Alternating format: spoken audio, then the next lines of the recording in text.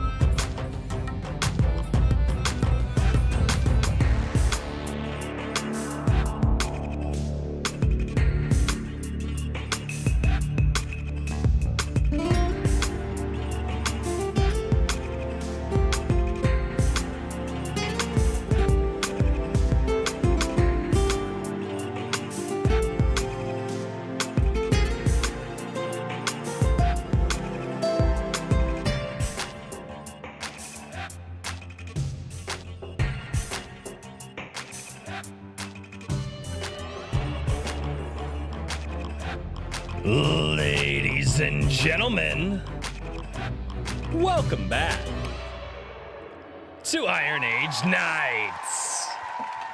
What's going on, everybody? Oh my good Lord, ladies and gentlemen, we have a show this evening, or we don't, and it all stops here. That's fine. Good show, guys. Good show. This is great.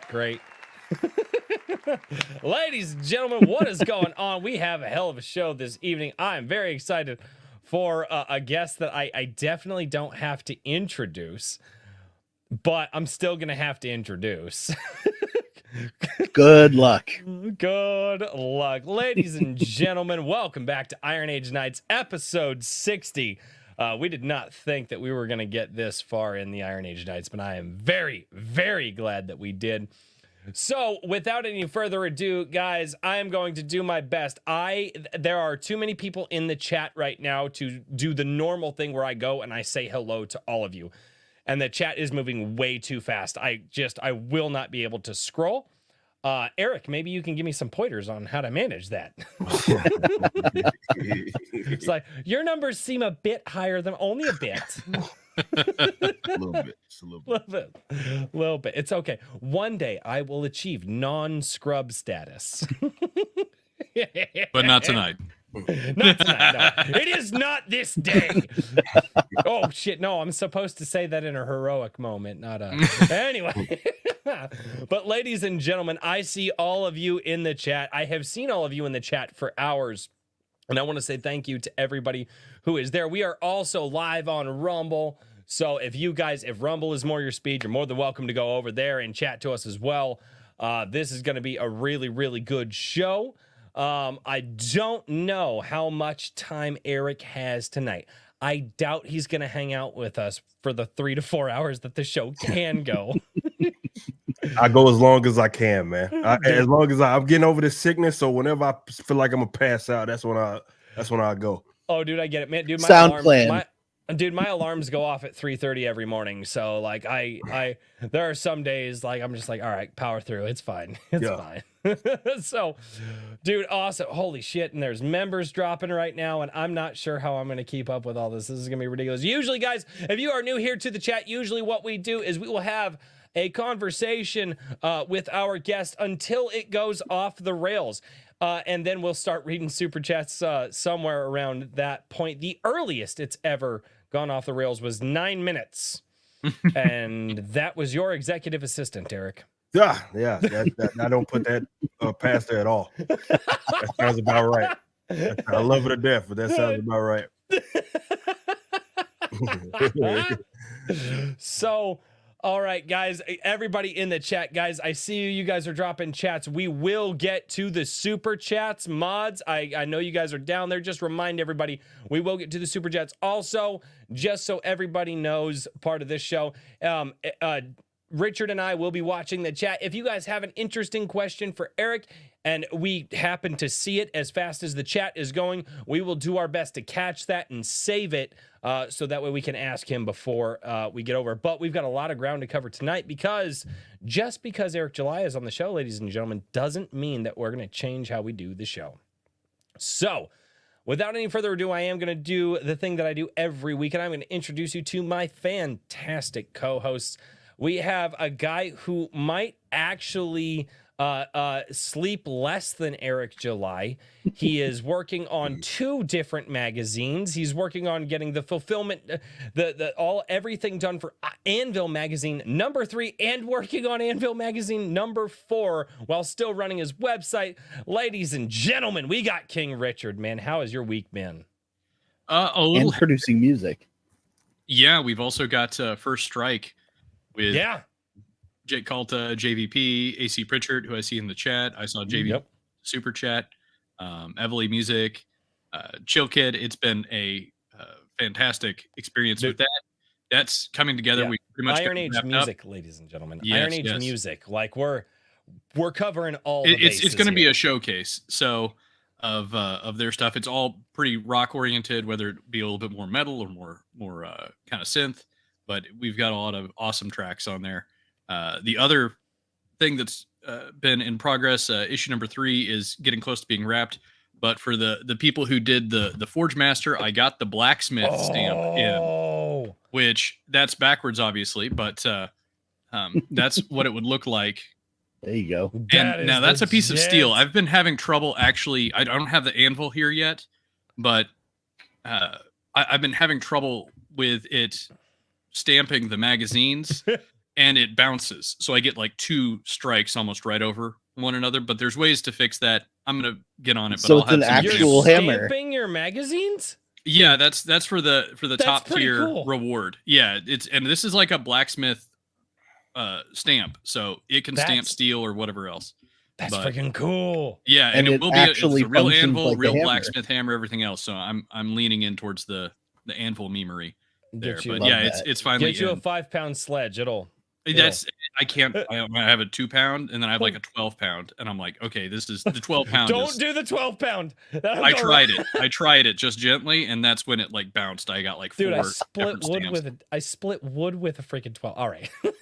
Dude, that's freaking legit, man. All right, ladies and gentlemen, I am going to do the memery tonight.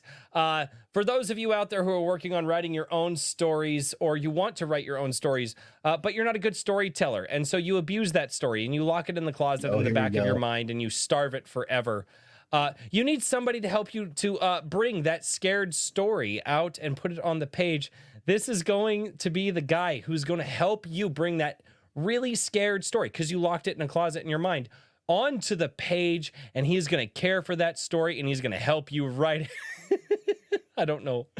Ladies and gentlemen, Mr. Daniel P. Riley from whimsyland.org. Man, how have you been this last week? Good. Very good.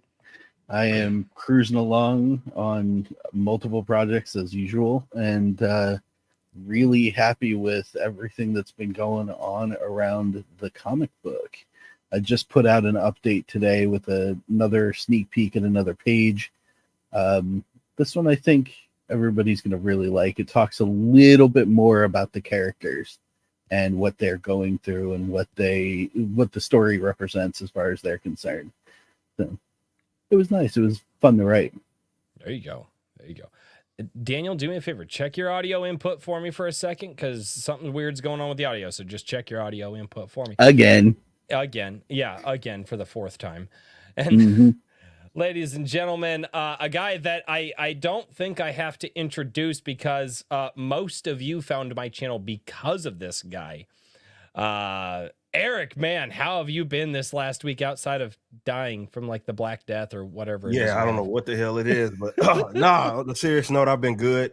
Yeah, I picked obviously the wrong week to get sick. It sucks because I see everybody enjoying themselves. And I'm like trying to keep up in contact. I'm halfway awake and I'm trying, man. I'm trying to stay hydrated. So that's why everything's red. I got this, trying to get my electrolytes in and just trying to power through. But man, I love seeing the love, man. And I appreciate everybody that's been, obviously the customers getting their stuff is what it's all about. And they're enjoying the story that is Alpha Core. There we go. And I'm so thankful for each and every one of you. And I'm glad that we can obviously make something like this happen. You've been a huge ambassador for us, man. And I appreciate you. Thank you. Big time, man. So yeah, man, this is I'm on the other side. Fever's broke, so I'm on the other side of it. So I was like, all right, I'm powering through. We're gonna do this. Dude, when I heard you got the big sick, I was like, so my problem is I get sick like my dad got sick. My dad only got sick once a year, but when he got sick, he did it right. Dude. He went down for like 5 days, man. Yeah. Every time I get sick, dude, I run a fever for 3 days. Yeah. Like it's not good, man. And so when I was like, oh man, like if I need to reschedule, and Carol was like, no, he's a machine, he'll be all right. And I was like, wow, damn. I'll power through. Everything else I could. I know I missed Tuesday night's main event. I missed Rip and Silverback and all that. I was like, Friday, I think I'm gonna be on the other side of it at least. And I haven't. My fever broke. I had a fever for a few days. Got this morning. It was it's finally in the 90s, and I'm like, all right, I'm on the other side of this thing. I think I'll be all right. Dude, that's well, man, dude, thanks for being here, man. So, dude, we've got a lot of ground to cover tonight, guys. And the reason we have a lot of ground to cover is because the way that I start, I only have one scripted question that I ever do. And depending on the guest and depending on how I ask it, I might, season it a little bit differently, but it's always basically the same question. And I feel that it's a really good place to start off. And Eric, as you say, we're going to go back in the gap for this one. All right. So you talk about being a creative a lot on your channel and being in that space. One thing, and maybe it's because I haven't been around long enough or I just haven't caught enough live streams, but I want to go all the way back. And I want to talk with you about those years where those first years, I don't care if you were 5, if you were 10, if you were 15, what was it that inspired you to be a creative and get into everything? Like I said, we don't have to go into everything because we got a lot of ground to cover to get to freaking Alpha Core. But that's my goal, man. I want to go from where was it? What was that initial kick you in the ass to get you up off the ground and go for it all the way up to Alpha Core? And hopefully we'll be able to cover that much ground tonight. Well, for me, my first kind of creative endeavor, if you don't consider, well, let's say this, I'll take it a step back. I actually go way back to, I grew up in a church, right? So I was doing like Easter speeches, and that was my first kind of thing. I was also in the choir, but doing the Easter speeches was me. Shout out to the choir boys, man. I was a choir boy too. Dude. There you go. There you go. Attaboy. So I was doing those speeches throughout these holiday kind of church specials that we do, and I was speaking in front of people, and I was really young. Like the fact that I could even memorize that stuff at that age was kind of crazy. So it let me know that I had a knack for doing something. But as far as when I realized, okay, I was for sure onto something, was when I gave it a shot with music. And I tell this story a lot. Who did it for me is Lauryn Hill's Miseducation album. That's 1998, if I'm not mistaken. And I remember listening to that album, and it to me is one of the greatest albums of all time. It went diamond for a reason. It is one of those that, Lauryn Hill she's an incredible talent, sing, can rap. And she was doing, she had these gospel influences, and she was doing these runs while she could also spit these bars. And I was like, whatever she's doing, I want to do it. Like, I was like, I like the sound of that. And I really want to pursue it. So, that album did something. I remember my mom, she was the one that had it. It was the cassette tape. And I remember listening to that damn thing over and over and over. And it was just so good. But that gave me like the idea to want to for sure do music. And, it wasn't until I was like in like middle school or so when I like first recorded my like first kind of rap song. And you know, everything took off from there. But I always attribute that Miseducation album by Lauryn Hill for inspiring me to want to pursue music, right? And again, more importantly, it wasn't just the fact that she was doing music, it was that she was blending all these genres with that specific album. And obviously, if you go from my musical journey from that back when I was 14, 15, 16 to like backwards, you can see the influence where we're all over the place.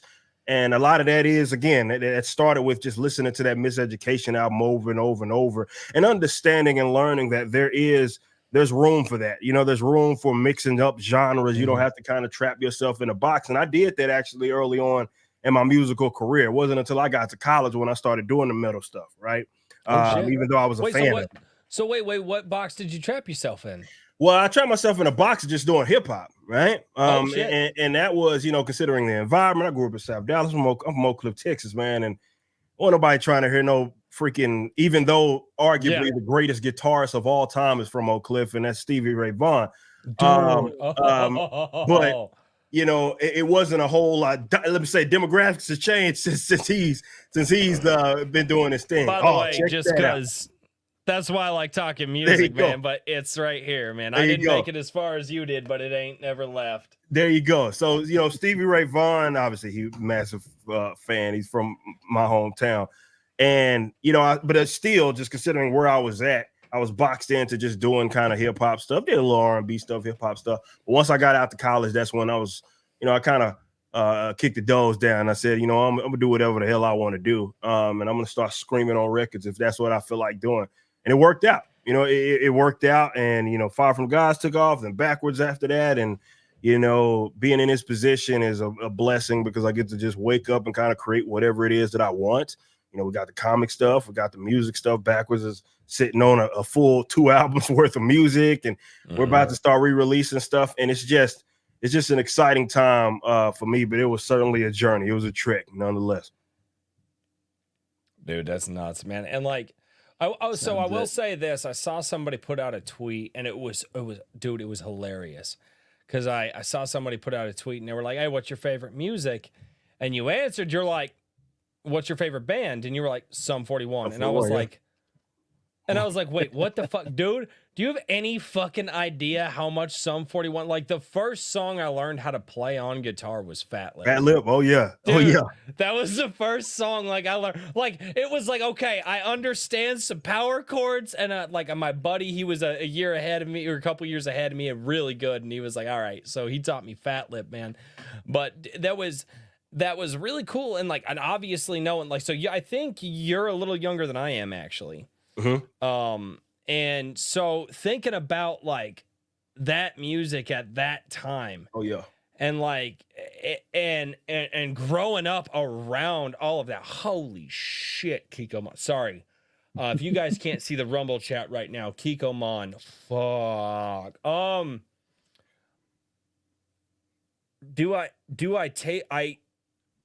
I think I have. If it's a big one, drop it.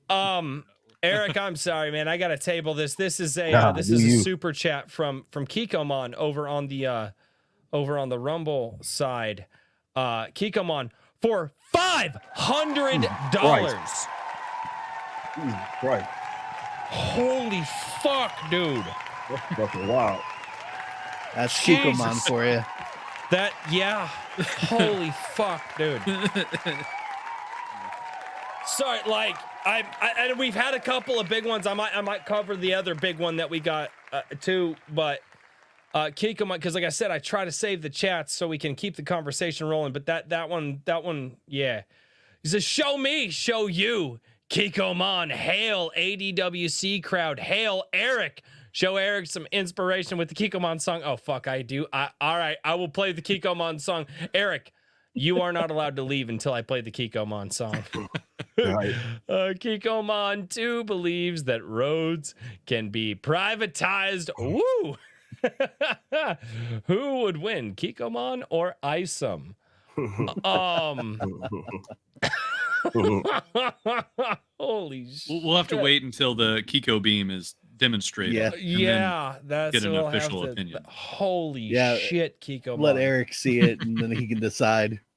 Yeah, and then I will do this one too. I'll get the because these guys are dropping big dollars. Like, damn, dude. Brian McCoppin for $100. Holy shit, dude. I can't do it as a. So here's what I tell people: like, I'm a white boy. I can't do the damn. That's a lot of money the way that you do it, Eric. But oh shit. Brian McCoppin for $100 says, hail to the indies who drive their own way. Thank you, Royce, Daniel, and Richard, for bringing eyes to those forge the tales, those who forge the tales. Praise to Mr. July for breaking that independent glass ceiling. The Iron Age will triumph. P.S. Look over Richard's right shoulder. I'll bring it up. I'll bring it up for you. The Record of the Paladins. Yeah, there you go, man. Brian yeah. McCoppin. Yeah, dude. That's go. Brian McCoppin, The Record of the Paladins. So He's got a couple of books out as well. He does. Yes, he does. He does. No, he does. I got the shirt hanging right up there, man. I got the shirt hanging right up there. So dude, love to Brian, man. Thank you so much, dude. The massive fucking super chats. You guys, as I say on my channel, you guys are crazier than me, and I should know because that's my name. So all right. So you get into the music scene, man, and obviously there are a lot of avenues that you're in because you've been in music, you've been in media. I think you've done some voice work before. So you've been into all these areas, and what I want to ask you, I want to ask you the questions I want to ask you, man, because we've got a lot of people out there that are looking to do what you did. And you've got a lot of information that I think can benefit a lot of these guys out here.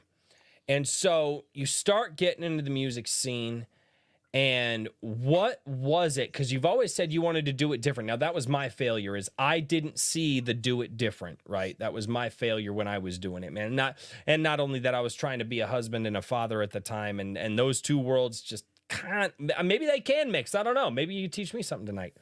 But what was it? What was that different thing that you did in the music world? Because all these people come out and they know you got to do it this way. And you said, the fuck, you ain't got to do it that way. So what was it that made you see that? How did you get there? And what were the avenues that you went that nobody else wanted to? Well, I think that I had the benefit of growing up in the culture it is that I grew up in. And that was in the heart of Texas during the mixtape era, right? And people that are from Texas understand that it was a different beast. You know, you're talking about, that was when everybody was slanging mixtapes out of the trunks of their car. That was the era that I started, that I grew up in. Like it wasn't, we weren't streams, none of that internet stuff. MySpace was at the, you maybe had a little bit of that, but it was ultimately you were hustling, right? That was the way to get your music out there. So it was really largely independent.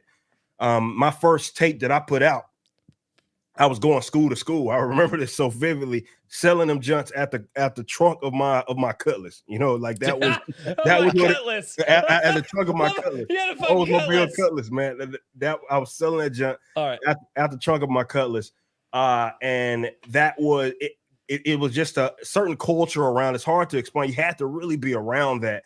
But it was something that I mimicked, or I picked up on that, and I learned obviously from growing up in that culture, and I applied it to the other things it is that I did. Because when you're doing something like that, you got to find your own path and what's kind of unique and what's going to work for you. So I did get a little stubborn, because as I got more successful, definitely going into college, you know, when I was doing metal, and I was way more successful doing that than I was doing rap stuff, though I was successful doing that as well.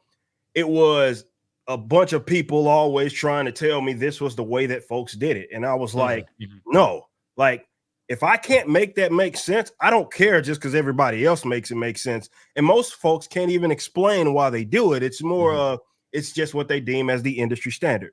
So people just do it. So for me, and that was my failing. That's where I think that's where a lot of people go. I had to make it make sense to me, even though as the times were changing, and I didn't recognize it until I had to kind of put it down and And dude, I got to a point I almost and unintentionally, dude, I almost sacrificed my marriage for music and I was doing it all the wrong ways. Yeah. And so I had to walk away. It wasn't until years later, kind of when I was listening to you going, oh shit, there was another way. And I was too stupid to see it. Yeah, I mean, most people don't. I mean, even to this day, despite all these options and connectivity that's out there, most people don't even consider that there's other options to instead of just doing what everybody else does. And even what happened is there was this illusion of what worked. And just because someone was in the spotlight never meant that they were actually successful, if that makes sense. There was always like 5 different hands on them. Yeah, exactly. It was like they were in the spotlight, and I saw a lot of that even just doing what I was doing. Like the guys that were doing it, but they had a bunch of different hands on them, and like, I mean, they were still playing the same gigs that I was playing. Yeah. And they weren't no much better than me, but they had all these different controllers around them. And most people, it's just never worth that. I mean, some people think that, well, if they just get in front of a bunch of people and they think that's worth it to sacrifice everything, top to bottom. Yeah. And for me, I was like, nah, man. That was why I left the first band that I was, well, not my first band, but the first band that took off, right, with Fire. Right. That was why I left. It was literally me disagreeing with the other band members saying, hey, for us to go stop what we're doing to go on tour in front of 12 people in Arizona doesn't make sense to me, right? Yeah. It literally it's economically nonsensical. And what you're told is, no, you have to sacrifice all your way. And I was told this. Yes. You've got to sacrifice everything you have. You have to then travel. And then it don't make any sense, man. No, it's the starving artist mentality. Yeah, that plagues definitely metal music, rock-based music, the starving artist thing. It plagues all those industries because you get a bunch of people that think that you have to do that in order to experience success, and that's just bullshit. This is not true. It has never been true. So one thing I was kind of wondering about this, I sort of feel like the music industry was a little bit ahead of where the the mainstream book publishing industry was in terms of really undermining itself and destroying its business model in a lot of ways. Would you agree with that? Like they're probably like a decade or so ahead of the curve. Well, I mean, for sure. I mean, it was never really an industry that benefited the creative, the actual talent. It never was that kind of industry at all.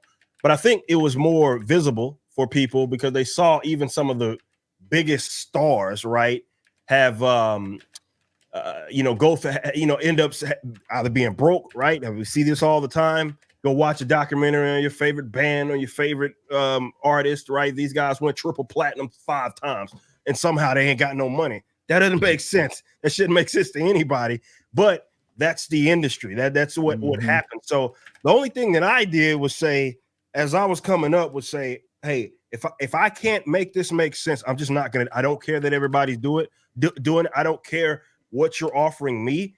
That doesn't make sense. So I'll just straight up not do it. And yeah, I may miss out on an opportunity. I'm fine with that. I'm perfectly fine with that. But I remember going on these tours when Backwards was at our apex, which will be back there soon enough, and going on tours with bands. And though we're technically the opener, right, on the touring, we're the ones that have the best van, right? We're the one because we're the only ones that can fucking afford it, right? And you got, I'd be humbled having these guys come on our bus asking us how do we do that. And I'm like, y'all have been around for how long, and y'all haven't figured this out. And it was an eye opener for me, in just that it's all smoke and mirrors, man. These guys ain't got it like that. Just because they're visible, just because they got 1 million views on some music video that they did, does not mean that they got it like that. So I think the tools were always there. And I think it was a matter of people taking advantage of it. And that's just what I did. So I wouldn't hesitate to be like, that doesn't make sense to me. I'm not going to do it. So I'm done. I like that. It's a good mentality. Oh, I think you're muted. Right. It's my chance. I'm going to ask another question. No. Shit, my bad. Sorry, I was typing. Fuck. You would. I mean, think I liked know it. how to do this. Well, I have a hard mute button because fuck all the mute buttons that are on the screen right now. I hate those things. Half of them don't work anyway. Give But- Richard 2 seconds of silence. He'll try to usurp. Yeah, I'm just gonna the take throne. over. I've gone mad with power already. Well, you are King Richard. We call you the king for a reason. No, no, you know, it's the thing is like everybody has the tools out there.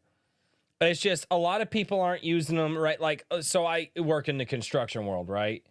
You know, and it's like, and you always see them fucking stupid ass safety videos like use the rightful tool for the right job. You know what I mean? Like all them dumbass safety videos. God, I've seen many of them.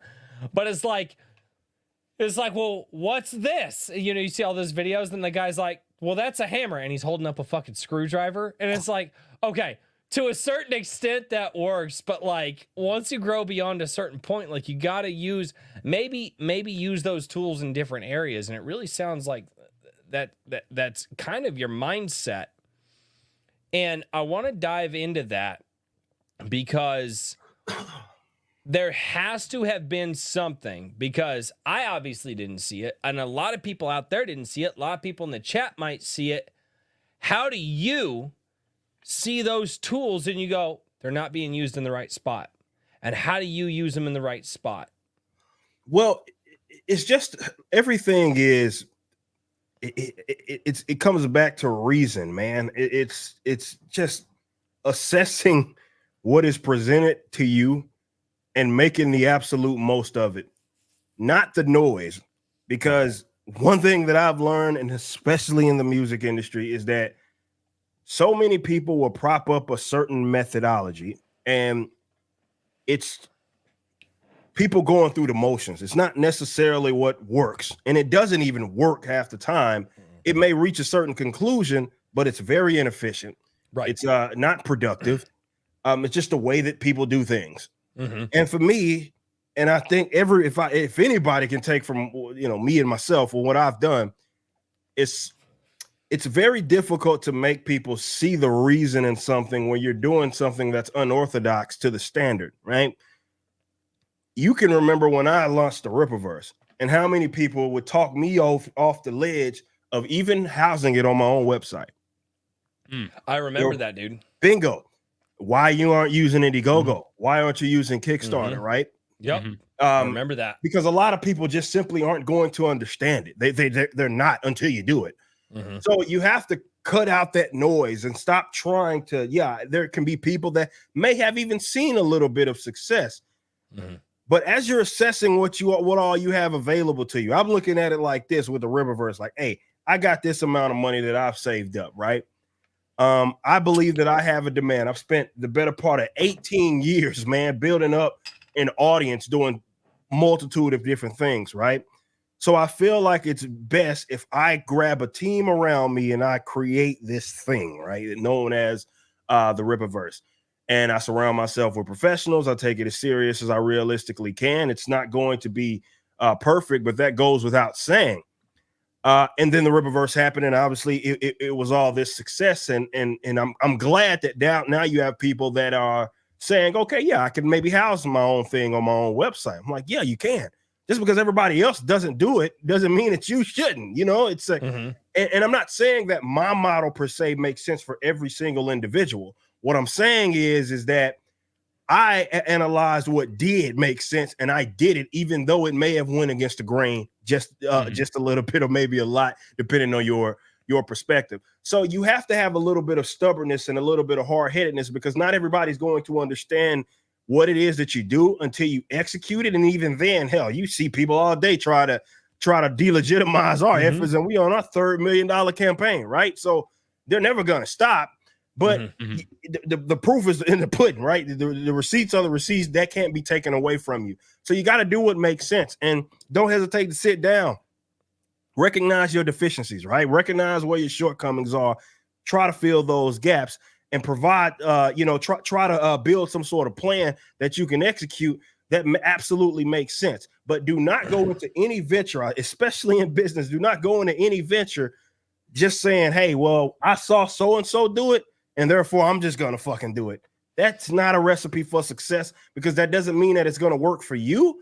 And just because it worked for them doesn't mean that it actually worked. Going back to what I said earlier, it could be very inefficient. It could be very unproductive. And it again, is just them really going through the motions of what works, but it's a guise at best. Well, but think about all of the different aspects of this. So the way that I describe stuff like this is you hold a ball in your hand, right?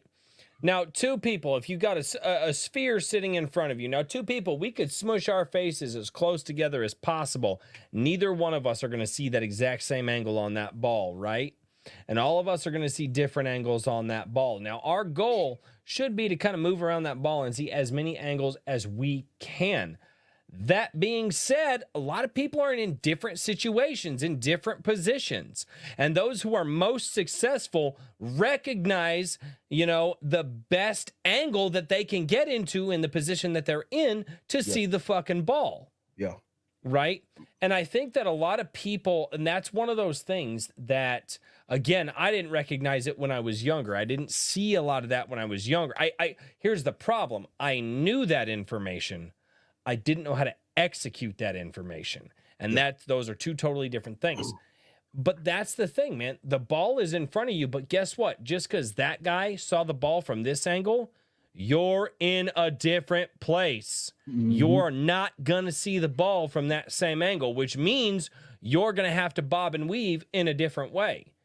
Absolutely. This is something that, excuse me, I brought this point up in a few of these videos that I was doing, talking about, the comic book industry, in that, what we saw a lot of with these independents, I'm using that term loosely because what they did was end up just repeating what the freaking mainstream was doing. And the problem with that is they're playing by a different set of rules. And you can't replicate that. Right. Mm-hmm. And I think what so many people had tried to do was replicate what it is that they were doing. And all I did was say, none of that shit makes sense. I'll even explain to you how it doesn't make sense. Right. It doesn't. It's illogical. They just do it because maybe they have parent companies and can afford to do it. But when you start looking at the actual economics of it, this is an illogical business model. None of this shit makes sense. And it's a wonder how it sustained itself for as long as it has, again, thanks to these giant mega corporate parent companies that a lot of these companies have been attached to. But that's the perspective it is that you have to have. It's that, sure, you may be in the same industry, but your set of circumstances are going to be different, right? Mm-hmm. And this is why I even hesitate for people to just try to replicate what it is that I'm doing, because there's a lot of folks who get, and unfortunately, we've seen a lot of that start to turn into envy, right? And jealousy when you see people see our outcome and they want to get to that outcome. And I'm like, if you haven't done 18 years of grinding in the way that I have, you can't possibly expect to be in that. You can't. And even if you did do that, there's other stuff that I have going for me that you simply won't have access to. But the same can be said vice versa. What makes you an individual makes you an individual, and I can't possibly replicate what it is that you bring to the table. That's your advantage right there, and people need to learn and embrace and accept that aspect, as opposed to just trying to replicate what they see someone else doing. Yeah, this is actually a really funny conversation that we're having, because that's a question that comes up all the time with my clients for literary coaching when we get into the marketing aspect of everything. And what's really interesting, I'm not going to name any names, but the question does come up, and it's usually some form of, how do I do what DJuly does? And the answer is, are you DJuly? Yeah, right. Yeah. If you're not, then you can't. You do it your way. You have to use the resources that are available to you. And that's what we're going to focus on, not on how to make $1 million doing what Eric does. You need to make $1 million doing what you do. Bingo. With what you have. Bingo. Well, and the biggest thing that somebody can leverage, and this is something that the biggest thing that somebody can leverage is their personality, right? And that because that's there are two things. And the first thing you don't even really own. You borrow it, right? There are two things that you own in this life: or the one thing you borrow, one thing you own. The first thing you borrow is time, right? You borrow time. Who do you borrow time from? Obviously, I think a lot of us here believe we borrow time from God. But you got that time. Only you can decide what you're going to do with that. The second thing is you, your personality, your words, the way that you speak, how you present yourself. That one right there, that's all you. And you get to decide what you get to do with that borrowed time, and you get to decide with how you use that borrowed time. So, and I got to say this, Eric, and I've said this many times on my channel. One of the things that helped me get to where I am, and it wasn't all in one day, it was over the course of months, but it helped me kind of figure out a direction that I wanted to go with. Is so obviously ISOM launches, right? ISOM launches, it's fucking huge, dude. ISOM 1, like that was insane. I end up catching part of your live stream on, and I want to highlight this because it's something that I knew and I know, and I want to highlight this because I really want to dive deep into this. So I see you on the live stream. I think it's Thursday, because and I kind of remember this because that's like the day that I uploaded my video, and that changed my channel history forever. That's why I have you on today. But I'm watching you do this live stream, and you're sitting there, and you can see that you're tired. And you gave this look, and you were like, man, I'm just tired. And you looked off camera, and you looked off, and you looked down. And you shook your head. You're like, but I can't stop. Okay? That right there. Now, here's the thing, is when I saw you do that, I went, wait a minute. I know that feeling. That's the trunk grind hustle. Dude, I know that feeling. I know that. I know how it is to be dog ass tired, like on your feet, like, because I'd kind of walked away from it for a few years. Because again, I was being a shit husband and father when I was trying to chase the music thing. When I had the music thing, man, it didn't matter how tired I was, dude. I go to work 60 hours a week and then work 30 hours on my music. Like, that's just how I was. And I'd kind of forgotten that. And dude, when you shook that off, when you were like, man, I'm more tired than I've ever been in my life. And you just kind of stared, and it was a fraction of a fucking second. You looked off the screen and you shook it off and you said, but I can't stop. What is it where does that come from? Bro, that's the ethic is there, man. And you know, it's one of those things that I don't know if it's like a gene, you know, if it's a trait that you have or you don't have, but it's one of those things that I happen to have, and I'm a very determined individual, right? And I always look 5 years down the road, 10 years down the road. I'm like, look, man, I'm not gonna live forever, but I'm able-bodied right now. I'm not gonna have any more energy than I have right now. Right. It's just not gonna happen, right? Not at this age. So I gotta go, right? And I gotta keep going. I'll rest later, but I gotta keep going. So. Yeah, and I love that you bring that up because I think that's the part that a lot of folks don't see, right? You know, even with that really quickly, because I knew that feeling and I remembered it. It took me seeing it in you, and I went, I remember that feeling. That right there, not the go work out, not the go be great. Yeah. That one moment where I was like, man, I know that fucking feeling. I know exactly the tired that he shook off. That tired where he was like, man, I could sit my ass on the couch right now and zone out. Man, I could take a nap. Man, I could just do something other than the fucking thing that I should be doing right now. Yeah. And you shook it off, and that got me off my ass. Because I was like, I know that feeling. I know, and I miss it. And damn it, dude, since that fucking day, I have been fucking going for it. Hell yeah. I love to hear that, man. And look, that's what it takes. And I think that's sort of determination. And, you know, I do believe that, you know, it is kind of this old school kind of grindstone kind of, hey, you got to just, the world is going to be what you kind of make it out to be. And then it's like, you got to put that ethic into it. Yep.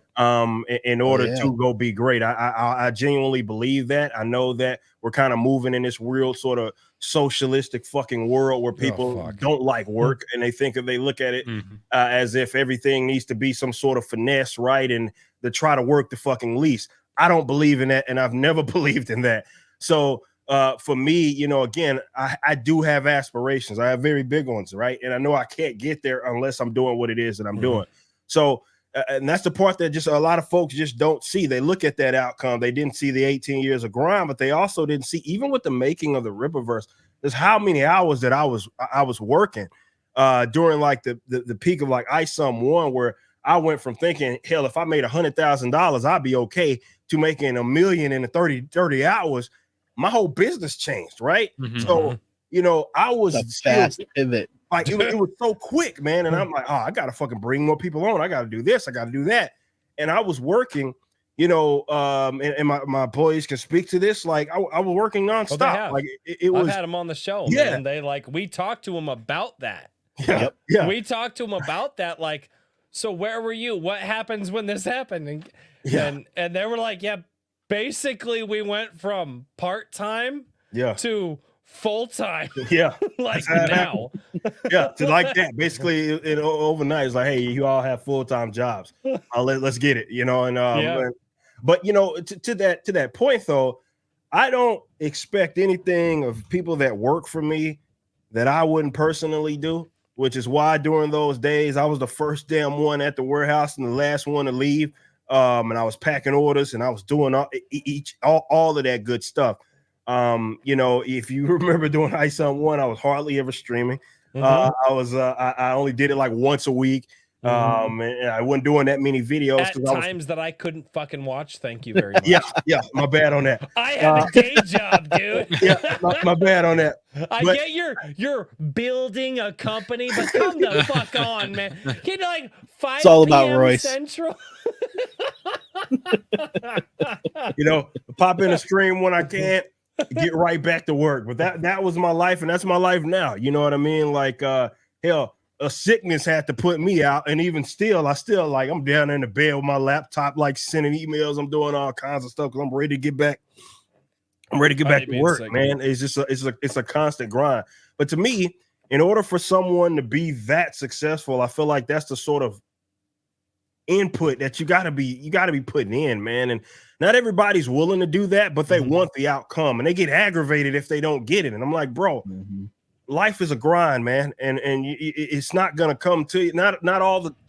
Yeah, I get it. There's those one-hit wonders. You get your viral moments, and you get all that. But for sustained success, that shit only comes with work. That's just the bottom line. There's no shortcut, man. It's just you got to grind. And thankfully I got that gene in me where I'm not afraid to do that. I'm not afraid to work 12, 14, 15, whatever. I work as ever long to the task get done. I will work that hard, and I'll be right back at it the next day. When my body says that I need to sit the fuck down, and I'll do it. But until then, I'm gonna keep grinding. But I think that's what it takes. I think the greatest among us, that's the ethic it is that they have. But that right there, man. That right there, what you just said, when your body tells you to sit the fuck down, because there's two ways that's gonna happen. Yeah, you're either gonna sit the fuck down, or you're gonna go to the hospital. Yeah. And I know that because I've done that. Dude, my dad drilled that into me when I was a kid, man. And I'm a worker, dude. Yeah, I'm a skinny white boy, dude. You would not believe the shit that I can fucking pick up and move. Like, people, my wife to this day still, she's like, how the fuck did you move that? I'm like, I just did. And she's like, yeah. I'm like, you don't think about it. It had to be moved. Yeah, that thing had to go from there to there. This thing needed to get done, and unless I do it, and and here's the thing: it doesn't matter how bad it hurts. It doesn't matter how tired I am. None of that fucking matter, dude. I have to mention it every stream. I built a fucking Texas offset smoker this year. Like, I welded it. I fucking welded it myself. The whole fucking 9 yards, dude. Almost died twice. Yeah. Well, yeah. No, I took an angle grinder to the chest because it bounced off when I didn't want it to. That was fun. So I still got the scar from it, dude. But good safety guy shut the endorsement fuck here. I'm actually a safety manager in my current job right now, Eric. So safety. That's why guy is if he working on died less from safe- a but accident, anyway, it would have been fantastic. But dude, I remember the day that I got the firebox attached to the main chamber, dude. I was welding all fucking day, 96-degree heat, dude, inside the fucking thing. The next day I was like, yeah, I'm gonna hit it hard. Like, I'm gonna keep going. And I made it to about 2:00 in the afternoon and I started to shake bad. And that feeling right there, and I literally stopped and I looked at my wife and I said, I think I need to stop because I'm going to stop, but I can either make it on my terms or I can make it on my body's terms. Yeah. Do you think that mentality exists with a lot of people out there? Oh, nowadays? no, not at all. Like most people, like any sort of adversity, being very serious about this, any sort of adversity that they have, they shy away from that stuff. And I can't it's see that. like, I hate to see it, but it happens all the time, man. This is why a lot of people don't, you don't see people's greatness start to manifest ever, because they don't like that feeling, right? They don't like that feeling of discomfort, right? They don't like that, but that's an inevitable thing, right? So yeah, I've worked my ass off to the point to where I've had to, unless I'm about to fucking pass out, so I might have to fucking just sit down for a couple minutes, man, and then pick this shit back up, because the way that I see it, you're gonna be uncomfortable. If you want a job to be done, that's just the nature of it. It's gonna happen at some point. It may not be ideal, but it is what it is, and I don't make a whole lot of complaints about it. I just go fucking do it, right? I'm not crying about it. My employees never heard me do that shit. It's like, hey, I'm the first one there. I get there, I'm already packing orders, I'm doing whatever. I fucking been here for 12 hours. I'm still fucking doing this shit. It is what it is, right? We're gonna keep grinding. When it's time to finally fucking shut down, the sun's done gone. All right, cool. Let's wrap it up, and we're gonna be back here bright and early. But I do it to the point of discomfort because I don't have a fucking problem doing it. And again, I'm a man that's led by my sort of aspirations, and I always talk about this end game it is that I have, and these desires that it is that I have, especially with this company. The way that I see it, if I don't push myself to being uncomfortable, that shit can't manifest. That shit can't happen. It's not gonna happen. I have to be the doer, and especially being kind of the head honcho at this company, I got to lead by fucking example, right? I can't expect, and I don't expect my employees to fucking work like as much as I fucking do. I don't demand that they do. Hell, I got to be the one to tell them to stop fucking working, especially on weekends. I'm like, hey, it's Saturday. Y'all ain't supposed to be doing shit, right? Y'all don't have to do that. But they see me doing it, right? So it's like, it's one of those things. Like, yeah, it's easier for people to commit to a job and commit to being great when they see the fucking leaders doing the same fucking thing, right? I'm not a guy that's just sitting there lecturing everybody, telling everybody, hey, go do this and go do that, and then I'm fucking sitting in my high rise or something and fucking chilling out. No, I'm fucking right in the trenches with you, right in the trenches with everybody doing. And a lot of people just don't want to be in the fucking trenches, but they want, and this is the part that gets me, they want that outcome though. They want the success as if they've been in the fucking trenches. And there they be fucking mad at those that did suffer through all of that did get out there and grind, and now they start to reap the benefits. But because they don't, the question that I ask is like, how hard are you fucking working, bro? And do you look at it like always trying to find an excuse to get out of some shit, right? Or excuse not to work? And often people are like that, right? And that's just not the approach to great people. But great people don't see it like that. They look at it as a task that needs to get done, and it's not going to get done unless you do it. So you get out there and you can be great. That's the only thing I expect. So one of the things that goes along with that is that, like, you don't just start doing that kind of thing overnight. You have to have been doing it and worked yourself up to that kind of velocity. When you kind of, I feel like, I don't know if this was always the plan, but I believe that you've said in the past that you did kind of shift gears a little bit whenever ISOM #1 hit as big as it did, that you shifted from necessarily trying to crank out ISOM #2 as quick as you could to building a company. Yeah, I mean, even now, even 18 months later, like, to have spun things up that quickly, that's I mean, to me, that is the most impressive thing that you've done out of all of this. You know what I mean? It's Like a huge I enjoy pivot. your work. I enjoy the creative aspect of the Rippaverse, but on the business side, like getting that running and already starting to put out product.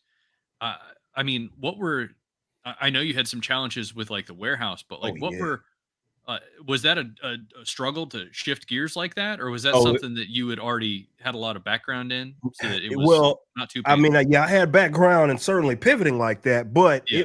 that was no easy feat, man. The fact that Mhm. I'm even amazed at the fact that we are where we're at, and I think Mhm. I owe that a lot to the people that we brought on, that were Mhm. just good at what it is they did, like Brandon, and I see him in the chat, being my operations manager, him coming in and being able to kind of man the fort with the warehouse staff and the warehouse team as we're having to get a second warehouse, and then we gotta that comes with its set of legal BS, and it's Oh just yeah. it was just so much that went into trying to build up to our demand. I mean, we're still in some ways catching up to Mhm. that. And I'm amazed. I'm amazed that we're able to get, like, we're talking Alpha Core, and then, like, now it's already been fulfilled, and now we're about to go into Yaira, and then we got the Gooding Book, we got all this other stuff, we got Ice on 3, we got all this other stuff that we're starting to work on, and we got Rippaverse Studios. The fact that we've been able to do that, that's a testament to this team, and again, how extremely hard it is that they work. But that was a crazy year, man. That first year, because again, I went into it with the warehouse it is that we had, with the anticipation that we might hit 100,000, and if we did, I would have been okay with it. Like, I would have been Mhm. that would have been, like, even if we lost money on the project, like, I won't say lost money, but yeah, we would have been operating at a loss. I Mhm. figure, like, that's the first book, like, kind of gotta start somewhere, right? I would have been okay with that. And then we went from that to a $3.7 million company, and it in 2 months, right? So it was like, oh shit. And I'm trying to play catch up. And we nailed it on basically every hire it is that we had here. A lot of guys were already here. They were already part of the community, at least in some capacity. And you can't do what we did without having just a great bunch of fucking guys and Mhm. gals, man. These guys, they are so incredibly good at what it is that they do. A lot of people wear a lot of hats. They help out whenever they can, in different departments, and we just rock and roll, man. And I think that's why we're able to be as efficient as it is. And there's still improvements. There's still improvements to be made. But that's all work. That's all work, and that's just testament to the team. Awesome. And building a community like that is also, uh, challenging and takes a long time. Mhm. Were there, let's put it this way, were there any people that you have wanted to bring onto the team that you just haven't been able to yet? Are you still growing?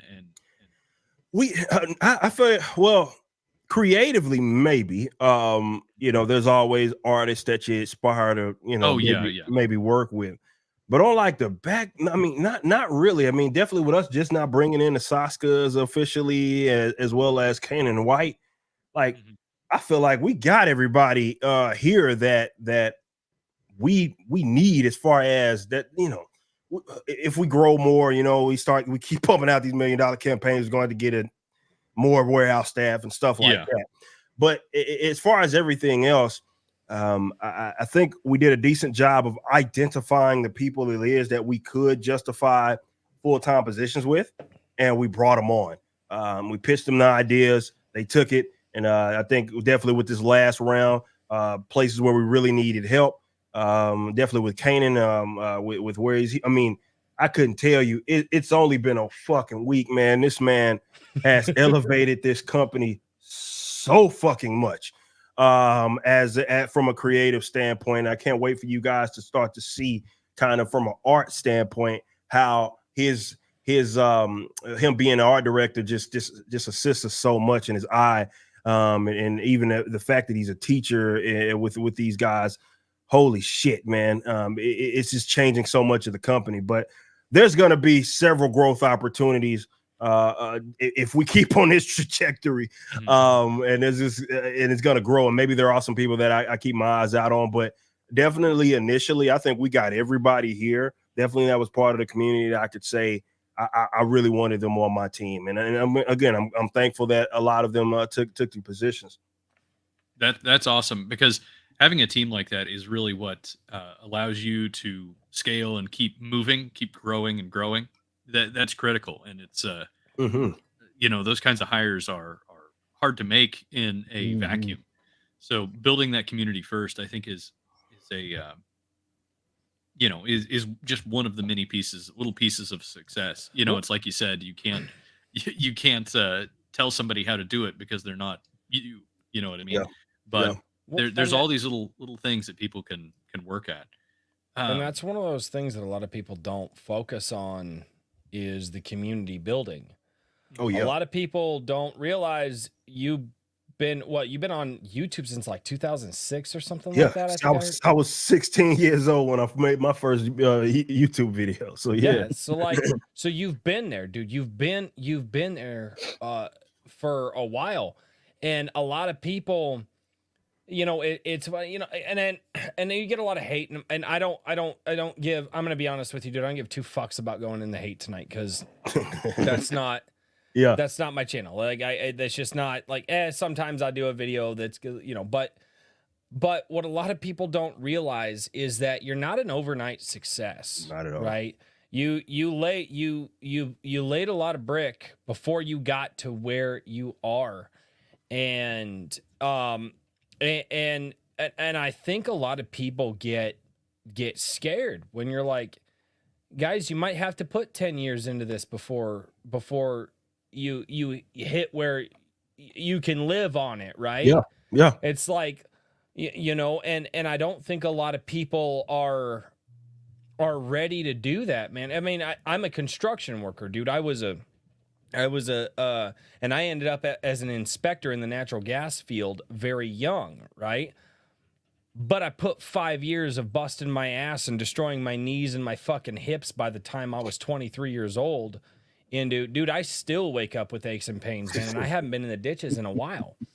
But it's, and then I have people, man, how do I make, dude, I have friends of mine, dude, I'd love to make the money that you made, because I made damn good money when I was 23, 24, 25 years old, I made damn good money. I was a homeowner at 20 years old because of what I did, right? And you tell people, oh, you need to run a shovel for a few fucking years. Oh, no, I don't want to, I just can't do that. Can they work around my schedule? Can they? No, dude, no. And it like, and I think that's part of the reason that I've followed you for the years that I have, is because you got that what I like to call the blue collar mentality. No, motherfucker, show up to work, put your fucking boots on, and let's fucking go. 100%. There's no shortcut around it. There's no shortcut around that. It just work. I mean, it sounds simple because it is, but a lot of people aren't willing to do that. But to your point, real quick, I know my dogs are yapping in the background. But dude, I got 4. I have 4. Don't worry about it. I've got 4 dogs, 4 kids. I don't even know how many cats my wife has brought home. Oh, by the way, I got a wife too. Like, there's always noise in my house, man. But no, like you bring up a great point about. I think that's what frustrated a lot of people about the success of the Rippaverse, was that they unfortunately they look at it like it is an overnight success. And that aggravates some people, especially thinking that they are more deserving of the position it is that I'm in. But yeah, this was something that I've been building a community for, again, since I was 16 years old, right? This stuff started like in the sort of Dallas hip hop scene.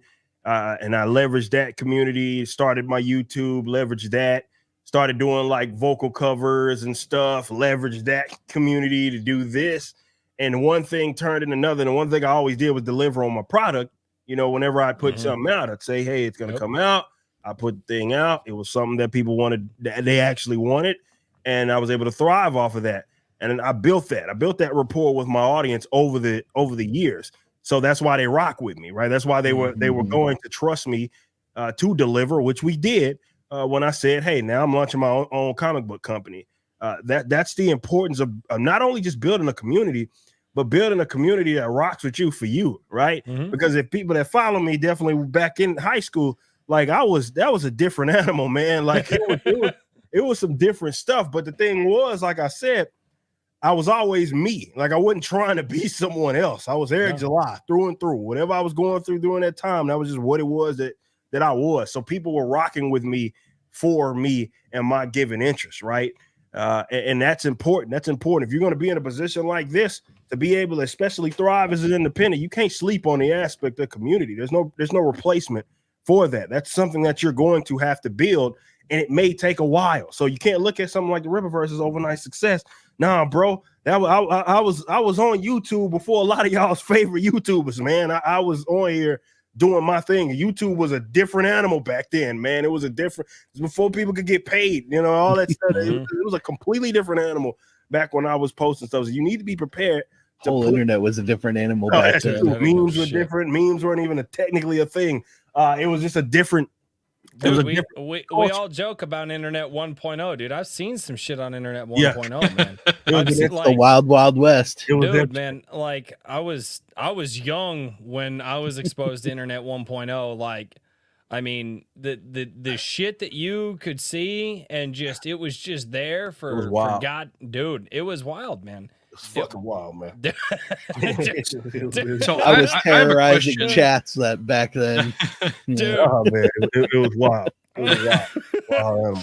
Dude, and a lot of people forget that, man. Yeah. Like, and here's the thing: there's a lot of guys here and a lot of gals here that are our age, and then when you remind them of that, they go, "Oh yeah," I'm like, "Yeah, right." Like, dude, there was some sketchy shit, dude. Yeah, it was to say the least. So I was getting banned and hacking my way back in the chats. Time Internet 1.0. I have a question about pivoting your audience, right? So you talked about how, or leveraging your audience. You leveraged from kind of one of your interests to another, and the common theme is that you're always being authentic to yourself, which I think is a real key with anything that indies do, you know, and that's really the strength that indies have over corporate media of any kind. But you know, there's always people who are going to be a little bit frustrated about that. One of the other things that I've seen that's really impressive with you guys is you've not only created the Rippaverse, right, but you've also actually created a community that's interested in your products rather than a community that's interested in like shared cultural topics that, you know what I mean? Like politics or something else, you know, and that's frankly, I think that's a real challenge. Like how did you do that? And was that I assume that was intentional? But... Absolutely. It was intentional for sure, because I wanted people to understand how serious I was taking this. Right. This wasn't just something that I was doing like as some get rich quick scheme. That's and I think what helped us, I mean, no grift despite the haters. Yeah, exactly. It was something that I did, like it was a dream to do, and I took a gamble, right, to do it in the first place. But I took it very seriously. And I think one thing that aided us in this was our code of ethics, right? And we led with that. We led with that, especially, you know, remember the first trailer, we were talking about that. So I told people, and I was transparent with, this is what it is that we're about as a company, right? This is what I'm focusing on. It's not this like people know me as a commentator, but we leave that shit at the door, believe it or not, when it comes to our creative process. Like that has fucking nothing to do with, there it is. It's in every single book that you get from us. You will see that page right there. It's very important because I want people to hold us to that standard, right? That's something that, you know, you got to hold us to that as well, because if we don't, you know, something has gone completely incorrect if somehow we're breaking all of those rules. But I think being transparent and people seeing what it is that we were about got folks invested early on, right? I'm sitting here telling people like what it is to expect, what it is that I'm going to commit to, and then we're delivering on the product in a timely manner, which, you know, that can't be slept on as part of this as well, because it's like people know that you're taking it serious. I took a gamble. I got all these books printed. People knew that we weren't playing around with it from the get-go. So it was intentional because, I get it. I see it all the time. People get caught up in that box, right? It's like you just want to be the sort of the anti, and that's not necessarily what it was that we were trying to be. Yeah, we're alternative by nature. That's just nature of what it is. We're doing things differently, but I'm not doing it different just for the sake of doing it differently, right? I'm identifying issues with the comic book industry, and I'm providing solutions through the company it is that we are building. And it's something that I take very, very, very seriously. And this is why we are so invested in it. You can see all the individuals that make up our employees, our creatives, how they talk about it, and they're so invested. The audience picks up on that. It's easy for them to believe in this and to really want to get lost in this universe when they see the people that are actually a part of it or creating it take it very, very seriously, and present it in a very professional manner. We tell you what it is that we're going to give you. We deliver on it, and that's just what we're going to keep doing. So it's easy for people to support something like that. But you can't take their trust there for granted, because what happens if I come out with this whole launch shit, and then instead of, let's say we're just now delivering on ISOM 1 now, right? Like, say that happened. See, then people, they would have been far less likely to support the next one, or far less likely to support Alpha Core or Yaira or Gooding. They'd be far less likely for fandom to build, because they're like, what the fuck? This guy, is he not taking it seriously? They can't say that about this company. This is a company that takes this very, very, very seriously. There are a couple of factors there that you talk, and I want to throw this out there. One, so you get and I want to ask this question, and damn it, I don't know how to ask it, so I'm just going to use some of what you said. Yeah. You say, what if we were just getting out ISOM number 1 just now, right? For a lot of smaller guys that weren't able to invest the capital that you were able to invest, and dude, God knows the problems, man, because I talk with we do the interviews every week, and we talk about the people and the best parts about the people and the best parts about the campaign, and then full transparency with my and sometimes we get into the nitty-gritty on the stream. But full transparency with the audience here right now. We go backstage usually after every show, and we talk with people, man, and we get into like, and guys are like, holy fuck, I had this problem, right? Yeah. So but the thing is you invested a lot of money. Oh yeah. And that changes the brain of a lot of people when you come out and you say, I took X amount of money and put it in. And for you, that X amount there was a couple of X's at the end of that. Oh, yeah. You were borrowing some other letters from the alphabet to fill that up. But for sure, when you do that, and then you say, we're going to fulfill in this timely fashion, that is different than how this market, and it's weird, man, because you operate so differently, but you are still in the crowdfunding market, I guess. So is that fair to say? Yeah, well, because we took the transparency of what you get out of you generally get. That was the point, right? And like, not that you're crowdfunding, because you're not, but you because of where you're at, you operate in that market, right? And so the thing is it's like, you're going to say, I took this amount of money, I applied it, we're going to fulfill in this area. You get a lot of these smaller guys, right, who get a lot less leeway than you do. Okay? Because it's like, look, we're going to fulfill. We got we're crowdfunding. We fulfilled. We're going to do this. It's going to be 6 months to a year out because of all the shenanigans that happen with printing and all that. How does money change that scale? Well, what's the pressure that investing that much money, like, do you feel that or no? If that was a sneeze, bless you. Well, oh, I'm sorry. I'll tell you this. I took a fucking risk of my life. Let's just say that. I did that, but I had to do it. I don't think this works if I did it any other way. If I did a traditional crowdfund, I don't think this works the way that it did. I don't think the hype carries over like it did, unless I do what it is that I did. And the reason being, again, it's that people need to see and know and understand that you take this shit serious. And here's my thing. The crowdfunding, and I've mentioned this a bunch of times, the crowdfunding thing, it's been a net positive. Let me say that first before I really be honest here. Dude. I do believe it's a net positive, 100%. Torpedoes incoming. Yeah.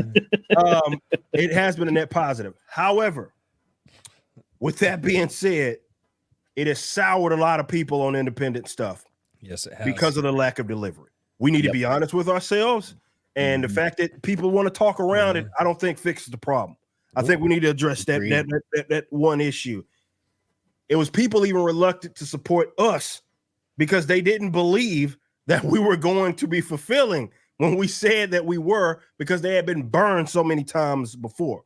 The reason that is because crowdfunding has given a bunch of people that probably don't have business minds access to more money than they've ever had in their fucking lives. And they don't know what to do with it, right?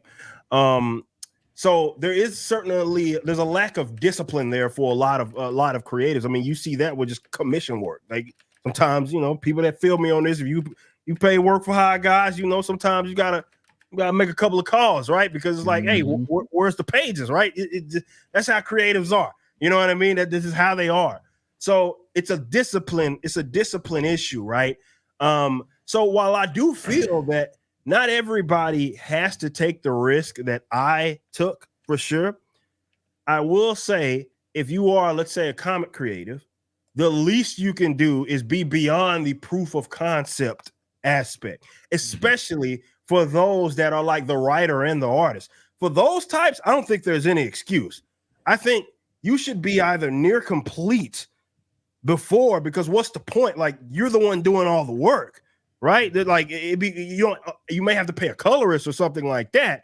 But if you're like the writer and the actual artist, you doing most of the work yourself. There's no like, I need to take money to pay. The only thing you'd be needing the money to get is to print it. And at that point, if you at least have the product finished or near complete, people are going to give you a lot more leeway, and shit happens. Hell, it happened with us. I had to account for way more copies for iSome1 than I did before, but I was able to pivot because the shit was already done, right? It was already done. So it wasn't that delayed. I think people are unfortunately biting off way more than they can chew, and they're over promising.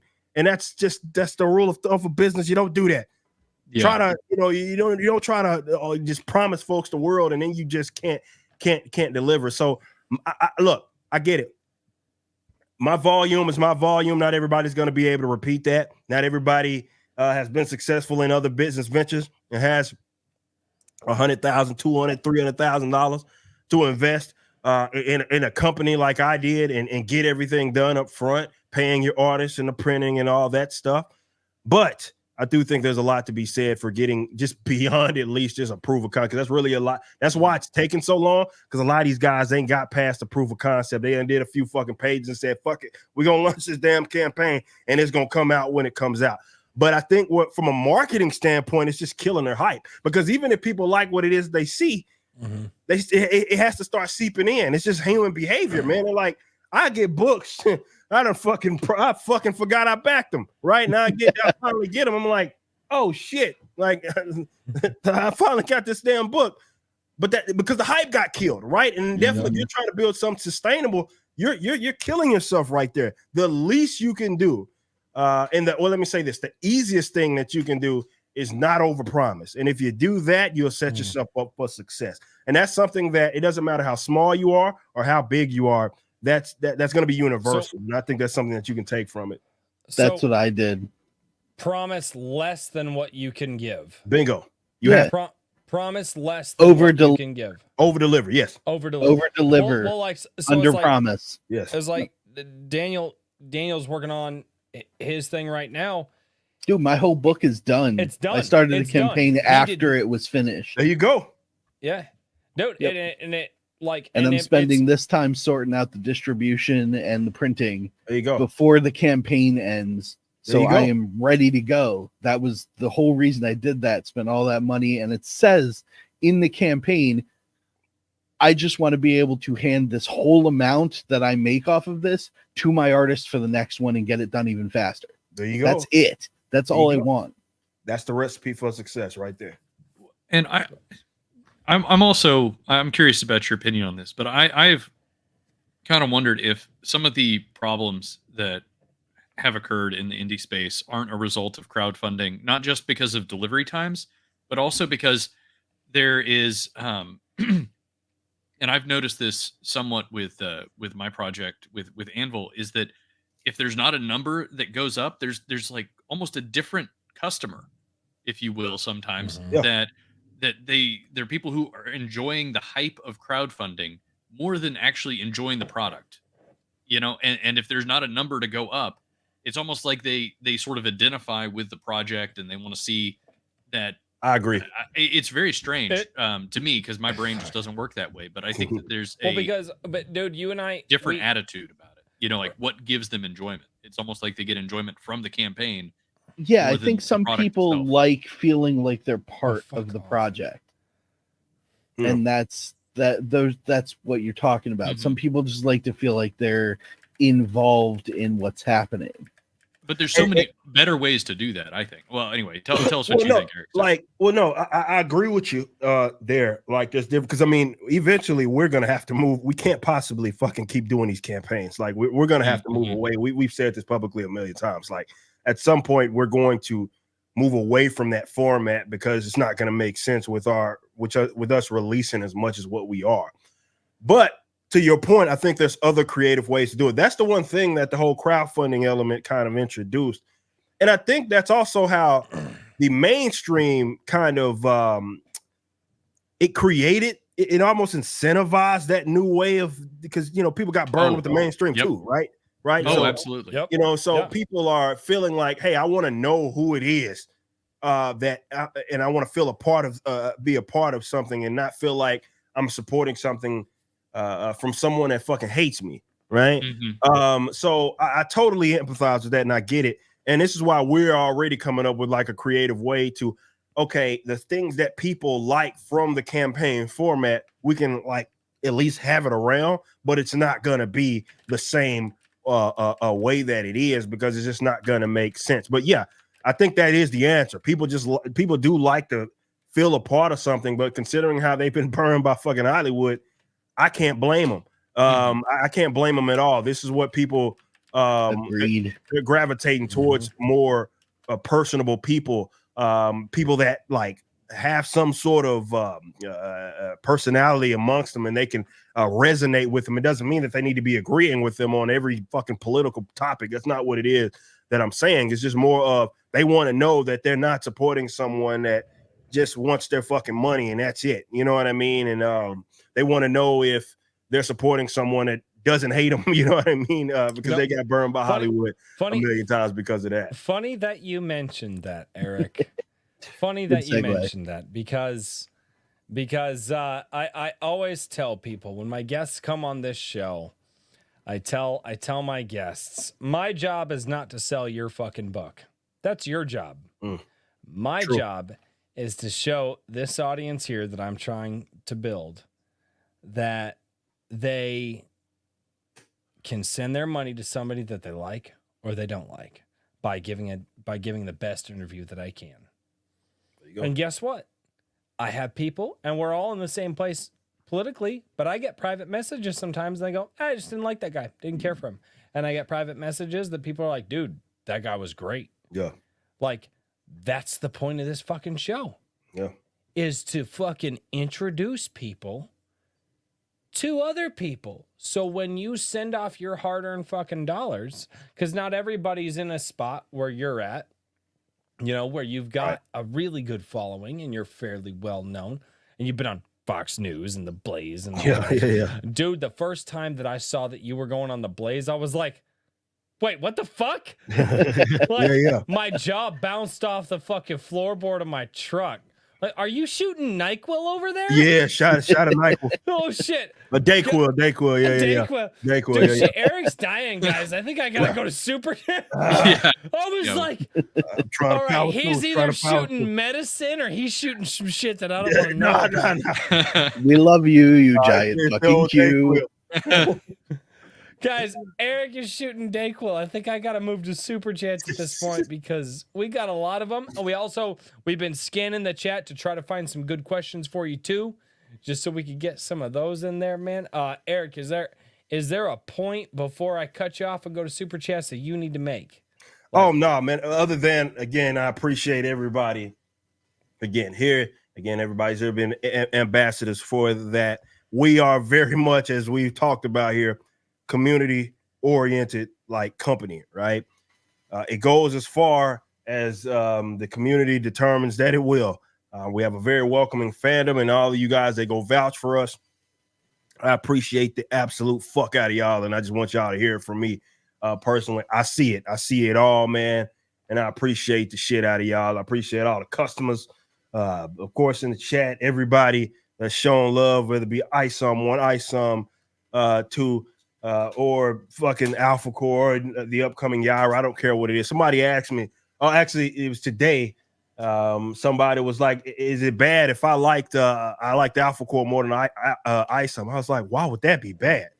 That's the fucking point. You know what I mean? Like, everybody's gonna have what they gravitate towards as our company grows, right? You're gonna have the diehards that support everything it is that we put out, and then you're gonna have those that gravitate towards a couple of titles or two. There's absolutely fucking nothing wrong with that. That's what we're trying to do here with building this company is have something for everybody. So I appreciate everybody giving Alpha Core a chance. And we're seeing the early reviews. People are fucking loving it. And I thank everybody for supporting it. Dude, no, seriously, man. The enthusiasm that you have inspired, and that's resonating. And people are saying we're gonna move away from the internet 2.0 hate and rage bait. People are wanting to move towards more enthusiasm inspired content, right? Yeah. Myself included. Yes. So I'm gonna say before we go over to Super Chats, before we get to that point, I want to tell you two things because I've told your team this. I haven't told you this. Now, me personally, I was not the guy that was excited for Alpha Core or Yaira, right? I'm excited for fucking Norfolka, right? Which leads into my second question. Well, you saw me hold up the guitar, dude. Like, there's a reason I can see it. Like, yeah, I can see it. I'm sorry, dude. And dude, like, okay. But I had somebody send a super chat into to one of my Sunday coffees, like, hey, are you excited for this? And I was like, no, I'm not excited for like Alpha Core and Yaira. I probably won't pick those up. And somebody sends me a super chat and they're like, but like, dude, like us as your audience, like we actually like seeing your reviews. So like, would you pick those books up? Because we like seeing your reviews of this stuff. And I'm like, motherfucker sent in a super chat, and now I've got to fucking spend the money on the books. But that's the enthusiasm, man. And now, like that right there, because of you and because of the enthusiasm you inspire, I got people telling me, hey, we like when you break down a book. We like what you're doing, right? Yeah. And that gives me a little bit of that direction, and that makes me excited. It's like, so fuck, I'm gonna buy Alpha Core. I will be buying a signed edition of Yaira. There's a thing between my wife and the Saska sisters, and I don't know if I want to get in between that because I might end up dead. But I've seen some creepy shit that them ladies post. Anyway, they are the horror twins. Yes, they are. But man, that whole diatribe is to say you're inspiring enthusiasm, and that enthusiasm is that circle is growing and people are seeing it, man. And like I said, you got me off my ass. I'd been on my ass for a few years. You definitely got me off my, and it wasn't your success, and it wasn't all the years that came before that. It was one fucking look of you shaking off the fucking tired. Yeah. That was the fucking thing, man. Hell yeah. I love to hear that, man. The enthusiasm is what this is about. I get it, man. To your point, man, before you go to super chats, I get it. You know, people want more inspired stuff. That's what this stuff was about, you know, definitely with comics. You know, we used to be sitting over. We used to argue about dumb shit all the time, but it was fun dumb shit. You know what I mean? Not this other shit that we're having to have conversations about. And the fact that that's given, you know, we're giving people that is to me, that's what this shit is about. People being inspired in some kind of way, and just looking forward to something, you know, that's why I do what it is that I do. And you guys inspire the fuck out of me as well. So that's why I'm working hard to, you know, we got ISOM 3 and then I'm moving on to another project that I'm going to write. And I'm just hustling and bustling because I want to give you guys something to get this universe that you continue to get lost in. So I see the enthusiasm. I love it. This is exactly why we do what we do. No, dude, it's fucking great, man. It really, it was an eye opener to see how all that works. And like I said, man, you got guys like me, like, all right, get off your ass, Royce. You've been on your ass for a few years. It's time to get your ass up and fucking move. And same, like to the point, man. And I'll toss this out there. I don't know if you'll be able to do it. Sometime next year, probably in the summer months, because of where I live, instead of like doing like a meetup at like a con or something like that, we're gonna do a barbecue. Iron Age barbecue. I built that fucking smoker for a fucking dude. It's a 125-gallon smoker. I built that fucking thing for a reason.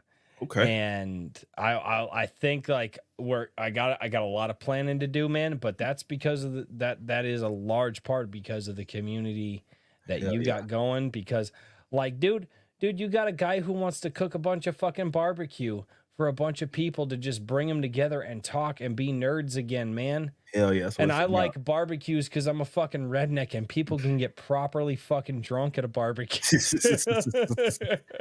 That's definitely a factor. I'm more interested in the barbecue itself, though. Hell yeah. That's what it's about. I'm gonna have to learn to cook some good ribs.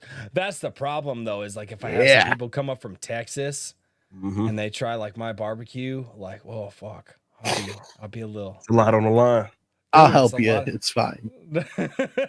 All right, man. Let's go to super chats. Because dude, we've got a bunch of super chats, man, and we also have we also have questions that are not super chats. We've been trying to catch them as they come in. And the chat is moving faster than it ever has tonight, and it's just Richard and I that can grab those. So really quickly, because I drink. Wrangler for 420 says touch those buttons. That's Wrangler. He likes to drop 420 in the chat. He says touch those buttons. And ladies and gentlemen, yes. And what he is referring to is the way that I say this all the time. If you're new to the channel, ladies and gentlemen, do me a favor. Be like Nemo. That's right. Touch that butt, the button, the like button. Touch that butt, ladies and gentlemen. Be like Nemo. So my niece and nephews made me watch that movie too many times. Caffeinated Wolf for $5. We know that guy. Yeah, Eric knows that guy. It says, here, I'll pull these up on screen, make it easier. He says, let's go. Yes. Eric, I need you to address the team on Monday in your Monday meetings or your Tuesday meetings, whenever you do your meetings, and ask them, why the fuck are they making me buy my wife a goat? Because she wants a goat, Royce. It's obvious. Go for it. Get the goat. I like yes. But like I'm not gonna get the goat unless it's gonna be a meat goat, and I've heard meat goat is not. It's just weird. Eric said it. He's officially team goat. No, god damn it! Stop. I hate all of you. I have a lot of animals. Dude, we also not on the property in another property. We've got 40 chickens right now, so like we got eggs and stuff like that fresh every single day. Like that's a good thing. Skunk's Workshop for $2 over on Rumble says, Eric, ever been to Odom's Barbecue out here on Singleton? If not, head there tomorrow. No, I don't think I've been to Odom's. Nah. Yeah, dude, that's one thing that I got to do, dude. I got to get down to Texas and do some Check out some good barbecue, man. Like I love It's a Texas share. Yeah.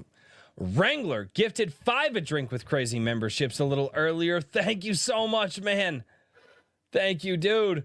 Christian Colebrook, he's been a member for 4 months, sends in a chat, says, loved Alpha Core. Keep up the great work. Yeah, I have it here, dude. I haven't even read Alpha Core yet because I'm going to wait until Saturday or, well, maybe Sunday. I'm probably going to read it a couple of times through, and then I'm going to get my review and then my spoiler review out, because I actually found out, and actually this is you, Rippa, and I'm the type of guy, I like spoilers. I know what I'm getting into before I get into it, because in my mind, if the spoilers ruin the story for me, it doesn't have a lot of readability. However, I got ISOM 2, and I saw you in a video. You're like, yeah, man, and everybody's being quiet about the spoilers, and shout out to you, all you guys. And I was like, fuck, I got to make 2 videos now. And so I did. And you know what? It fucking worked, man. People liked it. People liked the spoiler free, and then the people liked the spoilers. Yeah. And so I do 2 videos out of it, and people really like that format. So the guys that want to check it out can check it out, and they can come back later, and then they can argue with me and tell me that I'm an idiot and I didn't understand what was going on. And it's fine. I love it, dude. Dude, you're inspiring some great shit. Hell yeah. Hell yeah. Bat Sauce became a new member of the channel, dude. That is freaking awesome, man. Thank you so much. The Lord Otter, which, Eric, if you don't mind me doing that, but the Lord Otter just released his very first book, man. He worked on it for 2 fucking years, dude. 2 years to fucking get this thing out. Shout out. Hell yeah. Yeah, so he worked on that. He says, for $5, says, congratulations, Royce. You finally have the support to buy that goat, you motherfuckers. Jokes aside, cheers, friend. They want me to buy my Wi-Fi. Little Andian over on Rumble says, finally, the man, the myth, the legend has arrived. Hail! A drink with crazy. Also, who's Young Ripple? What the fuck?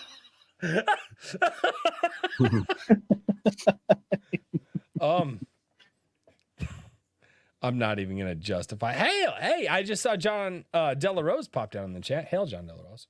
How you doing, man? Hey, John. JVP Music for $10 says, there are a lot of people in this chat who were inspired to make their own projects as soon as the Rippaverse launch was announced. The inspiration over the last year has been amazing to watch. Yeah, no, Trailblazers everywhere. Oh, yeah. Dude, it's great. And I tell people all the time, now is not the time to get comfortable with what you're making. Now is the time, whether you have already made something or you haven't made something yet and you're working on it. Here's the thing. Here's what I want to tell everybody, and I mean this from the bottom of my heart. Step the fuck up. Because what myself, Richard, and Daniel were seeing a year ago, the quality that we're seeing today supersedes that. I don't say that to disparage anybody, okay? That's what you want. Step the fuck up. This is what we want in the community that we're in. We are raising the bar every single day.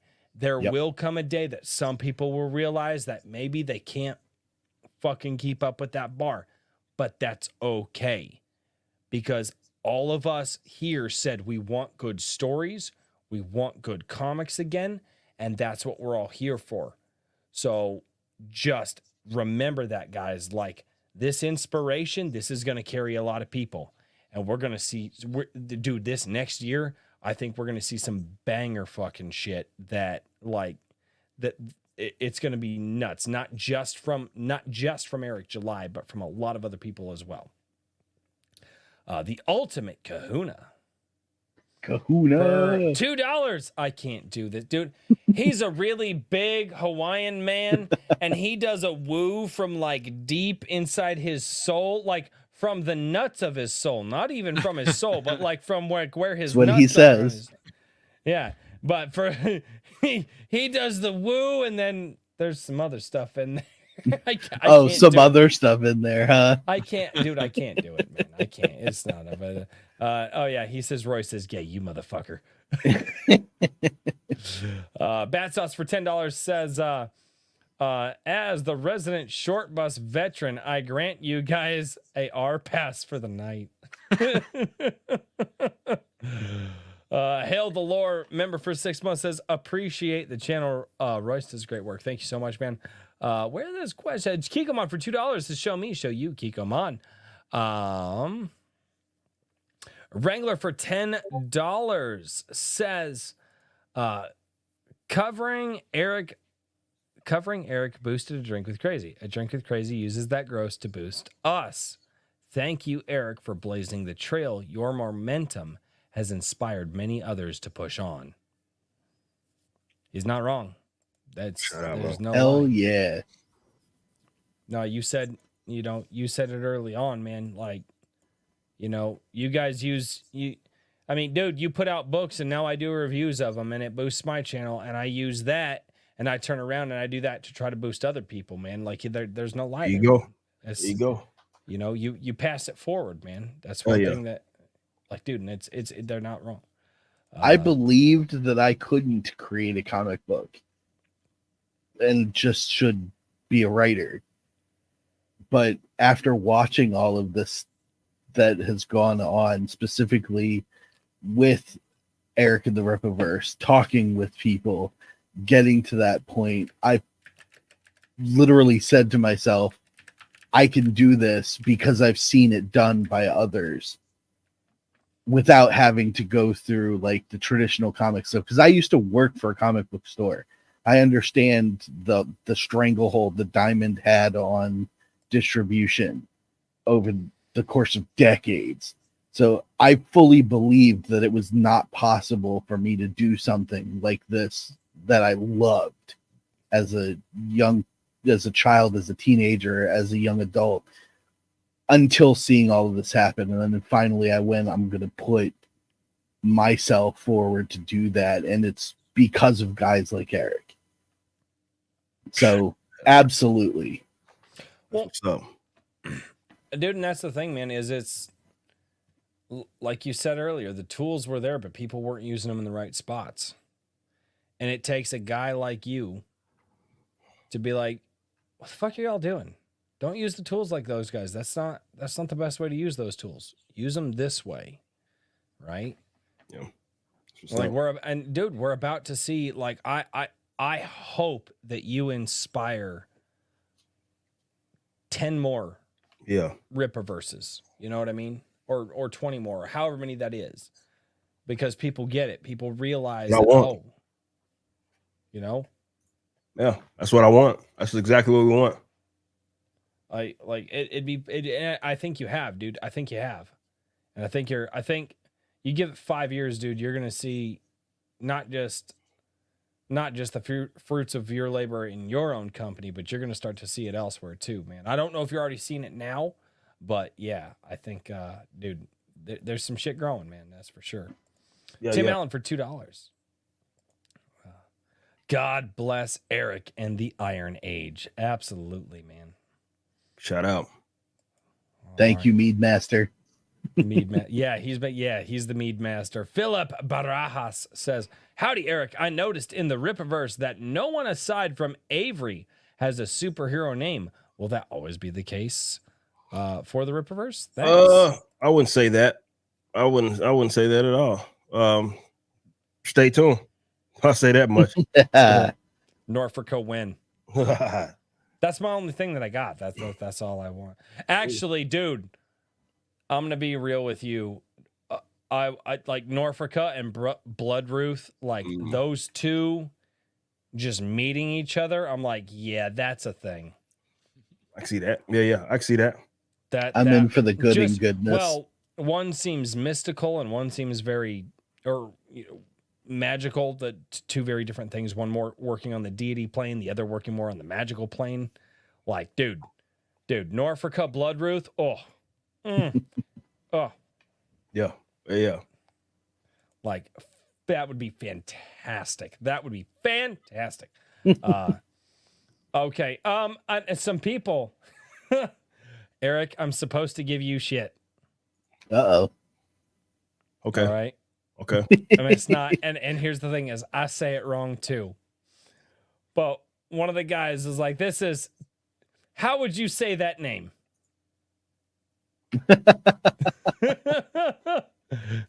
This is just Royce. No. All right, this is from Billy Bobsack. So Billy Bobsack is like, dude, he's like, I want you to bust Eric's balls a little bit because he said TS Bowl a few months ago. I say TSBOL. I found out last week it's Sybil. I wouldn't have gone with that. Dude, I would not have gone with that at all. But I was like, yeah, me neither. But anyway, Sybil says, thanks for encouraging us to be great, Eric. Shout out. Appreciate that. And that was not a message from Sybil. That was a message from another jackass that I have in my community. My community is full of jackasses, Eric. My community is they're aggressively supportive, if you know what Correct. I mean. Like the beatings will continue until morale improves. And I'm the one that gets the beatings, apparently. The Ultimate Kahuna for $10 says, so Eric, during the creative process, when do you like to let writers or artists have the most free reign, and when are you more exacting in what you want? That's I mean, it can go either way, man. It just depends on what kind of story it is that they're telling. There's certain events and it's like, hey, we need this to happen, but others they get a lot of more freedom. It just depends on what it is, what story we're telling. Right. So that makes sense. Alt Simon, this is just a regular chat, not even a super chat, and I see that Richard saved this one. Fuck you, Richard. Do those super chats bring Royce into the can afford to buy a goat margin now? Fuck you, motherfuckers. Well, with that one from Kikoman alone, probably. Dude, they want me to buy a goat so bad. I don't know. Buy my the wife goat, was on Royce. Here's where I made the mistake, Eric, is I let my wife on stream with Caro. I feel like I made a mistake there. I let my wife on stream with Caro Brown one time, and now I have to buy a fucking goat. It was gonna happen regardless. You know it. I know it. Just buy the goat, Royce. Oh god. Herman P. Hunter, the Lore Forge. We call him the Hedge here. And hello, to make it Hedge. up to Rose after all these years, you should buy your wife a goat. God damn, you motherfuckers and your goats. Yellow Flash for $2 got my Alpha Core, and it's great. Dude, shout out. Yellow Flash showed up into my chat. Holy fuck, that is the power of Eric July. Appreciate that. Damn, dude. That's fucking cool, dude. I actually, Yellow Flash is one of the guys I still watch his videos every day, man. Like I love a lot of that shit that he does, man. Mario Trujillo for $5 for those looking for another way to sell your books. Look into it's got censored. What got censored? Damn it, YouTube. We'll post in the chat. Please pin the comment, Royce. I don't know what it is. We'll have to go back and find it. If you want Mario, what you should do is, I don't know if you're in the Gilded yet or not, because nobody can use the same two, internet names in the same place twice, but go join my Gilded and drop that link there so that way we can do that.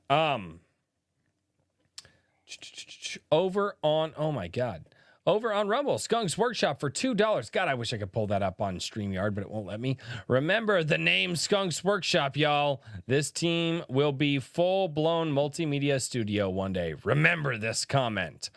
I have a lot of beer in me right now, dude. I'm not going to remember 5 minutes from now. No, dude. But Skunks is doing a lot of good work, man. He really is. Brandon Clark for $5 says, just finished Alpha Core, so I'm tuning in late. JC, that was a roller coaster of emotion. Ingrid Itch has been scratched. Hell yeah. Oh, that's interesting. Hell yeah. Appreciate you, Brandon. All right, guys, I may have to finish up the super chats. Eric, you need to go to bed. Oh yeah, you need to go to bed. I'm struggling, but this was fun either way. It was fun. Dude, no, like man, I will Dayquil's keeping it at bay. Yeah, I will go Trying to fight through off. the rest of the super chats, man, but like you got to get going, dude. You Yeah. like the fact that you hung in here, like, and you're from the near brink of death, because I've been there and had to do that. It sucks, man. But I'll give you the last word, man. What do you want to say to everybody, and or what do you got to shill, as I call it, shilling on my channel? Hate that word. Oh, I'm good, man. I just appreciate everybody. Rippaverse.com. You know where to find everything, man. And I appreciate everybody that's supporting Alpha Core. You're getting your book soon if you have not already. And you know, we're busting our ass over at the warehouse team, that is, man. And again, I just appreciate each and every one of you. Dude, you inspired a lot of people, man. You really did, dude. You figured out a combination to the lock that a lot of other people didn't figure out. And through that, a lot of people are going to look to try to do what you've done and try to build what they, try to build their own thing. And I know, like, I say that not because I'm speaking for everybody else. I say that because I'm speaking for me, man. So, dude, I appreciate the hell out of what you're doing, because if you weren't doing what you're doing, I wouldn't be off my ass today. I'd still be on my ass, man. What's up, man? Like, hell so yeah, man. thank you. I love dude. to hear that shit, man. And y'all keep grinding, keep being great, man, for sure. Dude, absolutely. Well, thank you, man. Really appreciate it. Hell yeah. Yeah. Do me a Thank favor. you for coming on and talking with us. It's Hell yeah. awesome. Yeah, course. dude. Go get some sleep, and don't fucking die. Don't you get fucking sick and die? No, Because no. I still Don't get I any need sicker, yeah. Norfolka. All right, You're not I allowed got to die until I have you. Norfolka Till you get in my Norfolk, hands.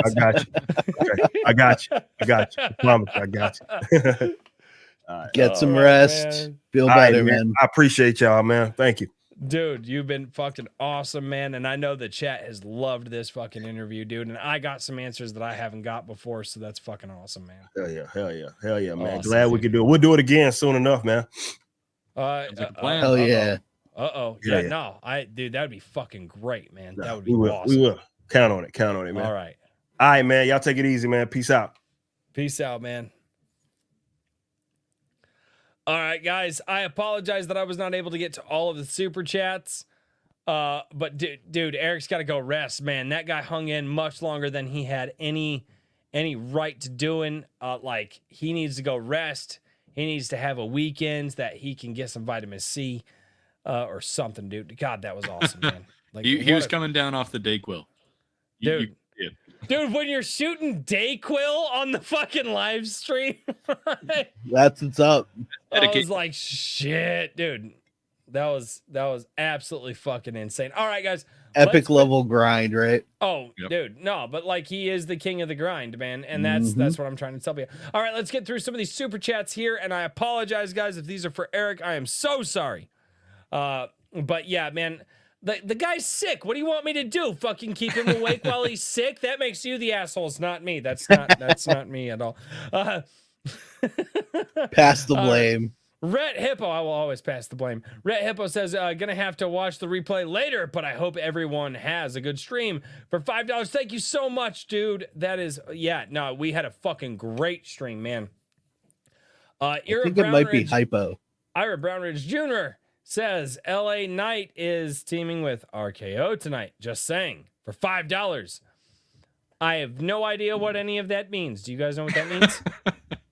No, but awesome. Thank you so much. I'm Mr. drunk Hat, enough to be excited. Mr. Hat for $20. Mr. Hat says, congrats, Eric, on everything. Royce, I'm so happy you're getting more attention. Thank you, dude. Can't wait for Yaira. Eric, you've really pushed me on my creative endeavors. Shout out to Caro for looking at my stuff. She gave me amazing advice. Yes! Caro That is what this community is all fantastic. about, man. Well, that's why I tell people to join the Gilded, because people have no idea the networking that is in my Gilded. Like, and it's like, oh, everybody's like, oh, join my Gilded. It's my community. No, the coolest part about my Gilded is it has nothing to fucking do with me. It's writers and creators and meme lords, and they're all networking with each other to help build each other out. It's so fucking awesome, man. Yeah. Tim Allen for $5. Oh God! mad. Nope. I'm clicking stuff. Nope, still clicking stuff. Damn it! I need to be able to read it I over see here. it. There we go. To the entire panel and chat, raise the mead horn and hoist the axes. All hail the Iron Age. Mead for all, and all for mead. That sounds like we're gonna get really, really hammered in the Iron Age barbecue. Just for Tim Allen, I'm gonna have to bring my axe down from upstairs It's gonna be great. It's gonna be great. next week. For $5, Lawrence G. Miller says, just wanted to say keep up the good work to Eric. What up, kinfolk? LOL. Dude, I am so sorry I could not read that when Eric was here, man. But like, the guy needs to go to bed. Dude, I am surprised he hung in for as long as he did, dude. Like, that guy, that's fucking incredible, man. I am unbelievably grateful for that. Kikoman for $5 says, who would have thought that I'd be eating goat cheese with honey while watching this? Oh, fuck you, Kikoman.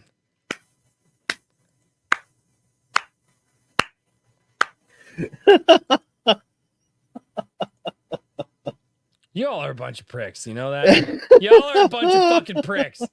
Y'all are just here to make fun of me, aren't you? Aren't you? Yes, we Fuckers. are. Even your co-hosts. Well, yeah, you guys do it the most. Because I have to DM you guys every week. Vito Pershard for $5 says, Rip Wilkins. Why, Chuck? Why? I was told that $5 super chat is spoilers. It is. I still have to read. It's very light spoilers though, so we'll. Did you get allow Alpha it. Core too? Did you? What the fuck? No spoilers, Holmes. Dude, what the? Dinosaur Woman for $10. Been following Eric for a long time since I discovered Nerdrotic and the Fellowship. So glad to see him on the show. I can't wait for more Bloodruth. I appreciate you guys. Dude, Bloodruth was legit. Bloodruth was my second favorite character in Isom 2. What was your first character, Royce? Gooding, actually. Oh, wow. Gooding was I really liked him. That's what I'm looking forward to. I want to see that. There's a great character, guys. Darkish Multiverse. Oh, Darkish. For $110. God fucking bless it, guys. Holy shit. Darkish.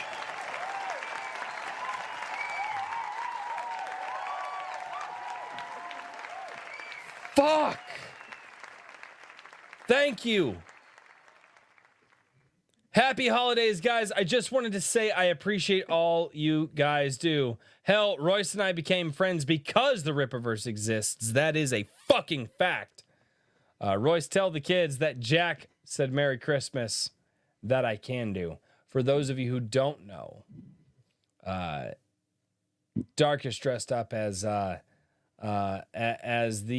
Skeleton King, Jack from The Nightmare Before Christmas, and did a special birthday call for my daughter.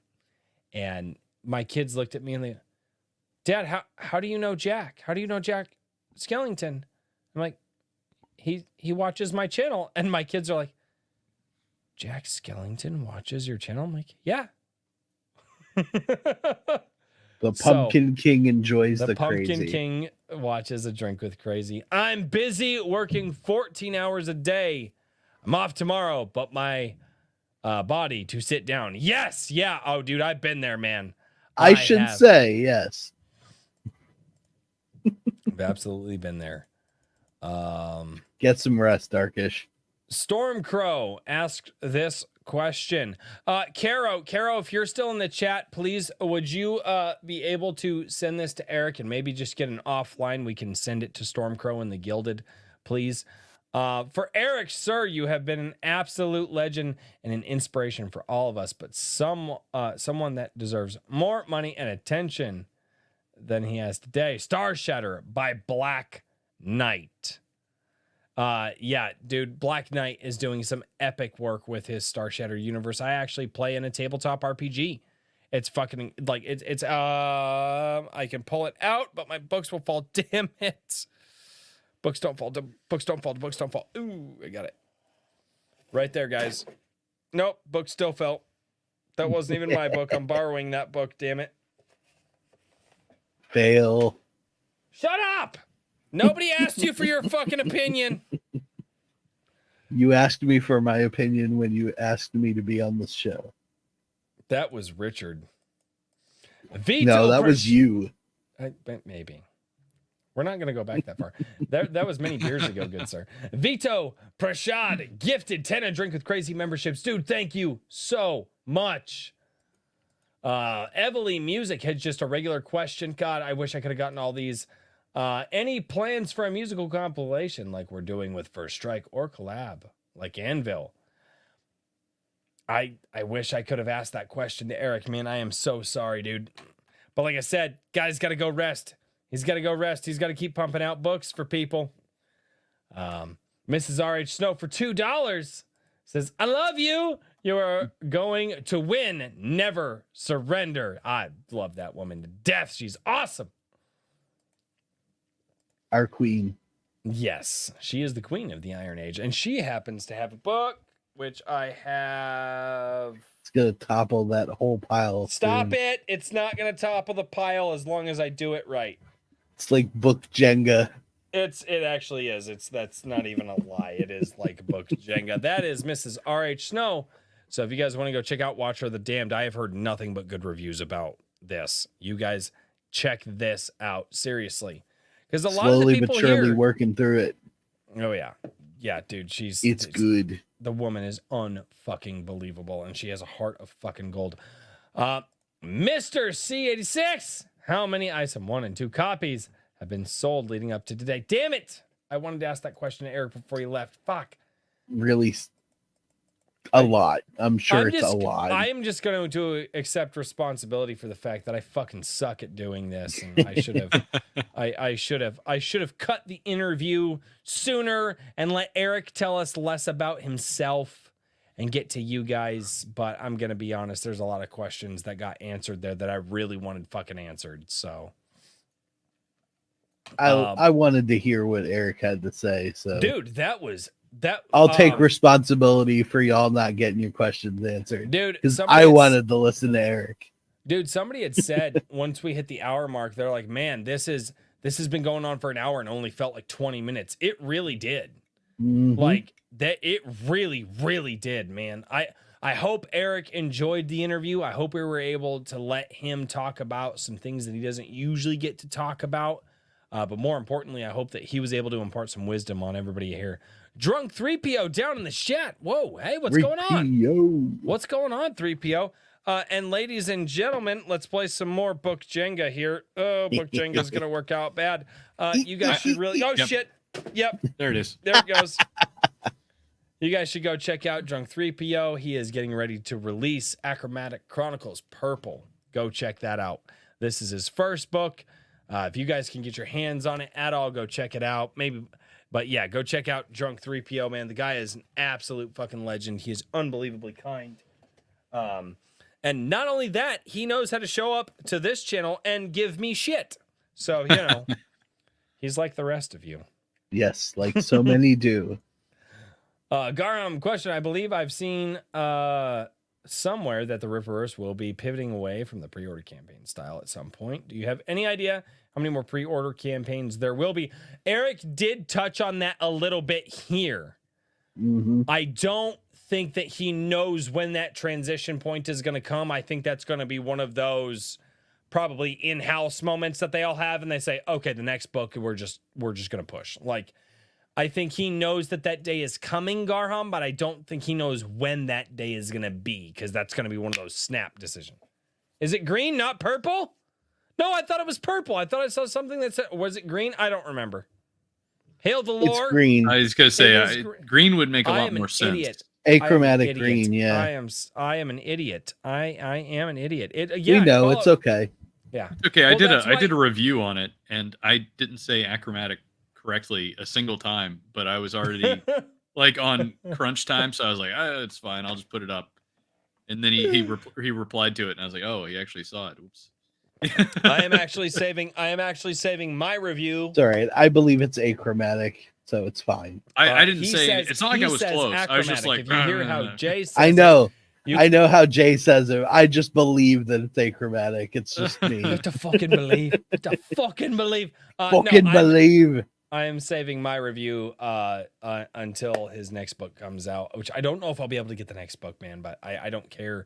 I love what all these guys are doing, man, because I've got 4 kids, and the reason that I decided to do what I am doing is because I want my children to have the stories of the same quality that I grew up with, right? And I'm just, instead of putting my dollars behind the megacorps, I'm putting my dollars behind the people who want to tell those stories. So I hope I'm able to back Jay's next book. Actually, here's the dirty little secret. I was not able to back this book. One of my subscribers, also known as Maji Chan, ended up getting 2 copies, and she sent this one to me. It counts. So thank you, Maji Chan. Thank you so much, Kara Simonov. Thank you. All right, man. Oh, dude, I've got so many chats to get through. Okay, Maji Chan, Drink is Crazy question. How does it feel to see Drunk 3PO complete 1 campaign and set the groundwork for 2 more? It feels like I am. It feels like I am in a room full of people succeeding at the highest levels, and I need to keep the fuck up. And that is genuinely what this feels like. I have surrounded myself. I have surrounded myself with people who are competing at the highest levels, and I need to figure out how to step it the fuck up. Just that's what that feels like. Yeah. So no, 3PO. My kids will have this copy, dude. I appreciate it, man. Thank you. No, that's good, dude. I appreciate it. Thank you. Herman P. Hunter, the Lore Forge, for $10 says, Mr. July, what are your thoughts on the Legend of Korra? Fuck you, Hedge. Fuck you, Hedge. Damn it. Kikoman for $10 says, oh shit, my chance to tell Eric my favorite joke. Eric's gone, damn it. What's the difference between a gay guy and a fridge? A gay guy doesn't fart when you pull your meat out. Fuck. Shit. Daniel was ahead of the curve. He read ahead and yeah, he got the fuck out. Take a break, yeah. Ram for $5. FedEx was gay, leaving my package outside in the dirt in the sun. The books were good though. Yeah, he packages them good. Going to read Alpha Core tonight after the stream, maybe. I will be reading it this weekend. I will be reading it probably Sunday because I'm going to take my kids bowling in the morning. I am going to encourage my kids to kill their fucking old scores because they've been doing really good this year. I am going to barbecue for friends and family tomorrow. And then I am going to wake up, probably read Alpha Core, and then do Sunday coffee for all of you people. Because I love doing Sunday coffee because it's awesome. Kikoman for $5. No, I already read that one. Did you say that one twice? He got it flipped. He screwed up the punchline. But it's okay. We didn't notice. Kikoman for $5 since the punchline. Harry Toe 1 for $20. Jeez, dude. You guys have been nuts tonight. $20, man. It says NDA, people, NDA. Oh my God. For everybody, because I know a ton of you who are here are new to the channel. Maybe you're new, maybe you're not. Maybe you guys have been just lurkers. Thank you, everybody, for showing up tonight. You guys are unfucking believable. Brandon Clark for $5. Everyone needs to run out and get No Restraints. Play now so you can get a good taste of the Saska sisters and what's to come for us with Yaira.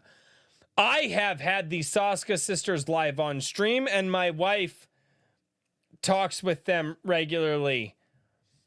I've never met people who intimidate me with energy because usually I'm the most energetic person in the room. The Saska sisters intimidate me. Them ladies are crazy. I'm telling you, dude, they got them crazy eyes. You've got it, like, you see it, right? Like, you see it? Did they? Oh, shit, they might still be in the chat. I love them both.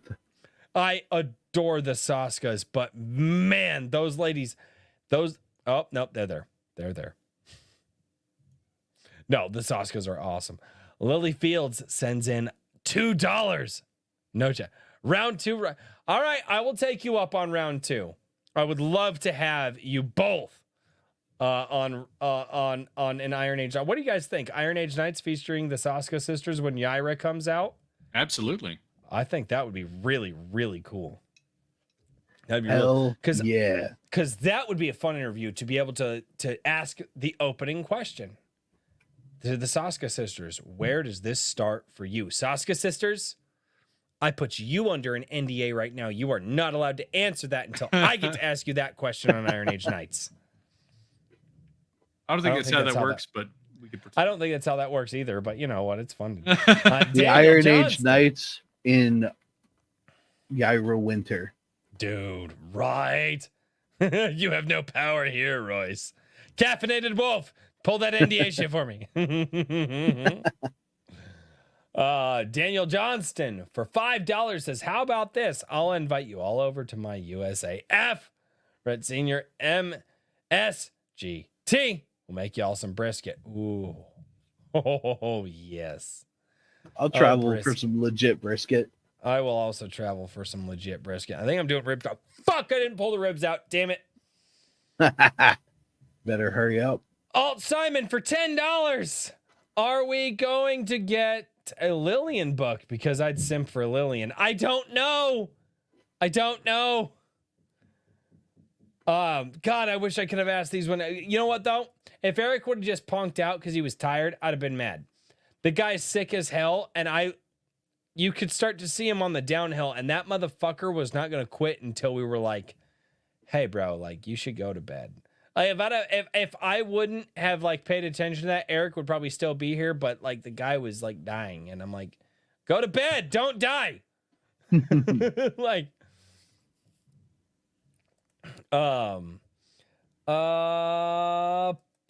Puffin's YouTube. Enjoyed the show so far for $2, man. Thank you so much, dude. Thank you so freaking much. Back down the revenge for 125 of $1 that I don't know. I don't know what that dollar is. Nothing but hype. Keep the hype train going. Choo, choo, choo, choo. Yes. I don't know what those dollars mean. I appreciate it, man. Thank you so much. Back down the revenge. John A. Douglas for $10 says, thank you, Eric, for being one of the primary inspirations of my indie works. I gave you a shout out in acknowledgments of my debut book, The Black Crown. Hey, Caffeinated Wolf or Caro, would you guys please pass this super chat on to Eric? I wish he would have been here, but just please, if you guys or the Saska sisters, just whoever's here in his orbit, please pass these on because these are important. Eric's got it, like, and I'm sure he's heard it 1,000 times, but seriously, man, this right here. Hail the Iron Age. Hail the Rippaverse. Oh, good Lord, man, dude, my voice is getting tired. So this is what it's like when popular people show up to the show. This is Lily Fields for $2. I want you to buy a goat. Damn it, Lily Fields. Yes. Alt Simon for $5 says, proud prick right here. Buy the damn goat. What the fuck? Carol, are you converting people like on the live stream? You know there's goat fund me, right? It's just Gotcha. it's obvious. You need a goat. Buy the goat, The Royce. goat should be done. You know, make the goat enclosure. So if I whatever buy it is the that goat you and then do I with turn it. it into goat stew, are all of you guys gonna bitch about it? I don't know. I It'd probably be won't. good for content, Royce. You're not allowed to kill them live on stream, but you can show what happens afterwards. It's not going to bother me if that's what you're asking. Hell no. Won't bother me either, dude. Smoked goat? I'll smoke anything. I don't give a damn. Other than people, we decided a while back, like people, like we draw the line there. That's not, we don't want to do that. Mario Trujillo for $2 says, I'll post in the comments. Also, buy the goat, Royce. Fucking, you fucking. And the last one that is saved here, Vito. Brashad gifted 10 A Drink with Crazy memberships, man. Thank you so much. Guys, this has been one of the absolute best shows that I have done. One, because I have wanted to talk to Eric for a long time, and two, because I was able to do it with all of you. And ladies and gentlemen, for those of you who are new, welcome to Iron Age Nights, and thank you all for being here. And I hope that you guys enjoyed the show. Oh, and by the way, if you guys comment on the videos or the live streams, I read them every single Sunday on a live stream that I do every single Sunday called Sunday Coffee. And you might also be able to find out Richard on a Sunday live stream as well. Yeah, Richard, in the evenings. And check out whimsyland.org, correct? Isn't that right? That's right. Yeah, for Daniel and I was too busy animalmagazine.com. dancing with Pocky. If you want to support Anvil Magazine. Yes, support Anvil Magazine. Right, get them links below. Epic stories. IronAge.media. IronAge.media, Anvil Magazine. Hot mic. I know! That's the shtick, Hedge! How do you not know that you're old? Go to bed, Hedge. Go to bed, Hedge. Oh no, the Kikoman. The Price is Right has been over for hours. Go to bed. We did not get to the Kikoman song. We let Kikoman down. No, we were supposed to show it to Eric July. I will send it to his team. But guys, this has been the absolute biggest Iron Age Nights that we have ever done. So to everybody who showed up tonight, all of the new people, thank you so much. You guys made this an absolutely epic show. Welcome to IAK, folks. Welcome to IAK. And ladies and gentlemen, again, thank you all so much for being here from the bottom of our hearts. And as always, until next time, cheers, everybody. Good night, everybody. Good night.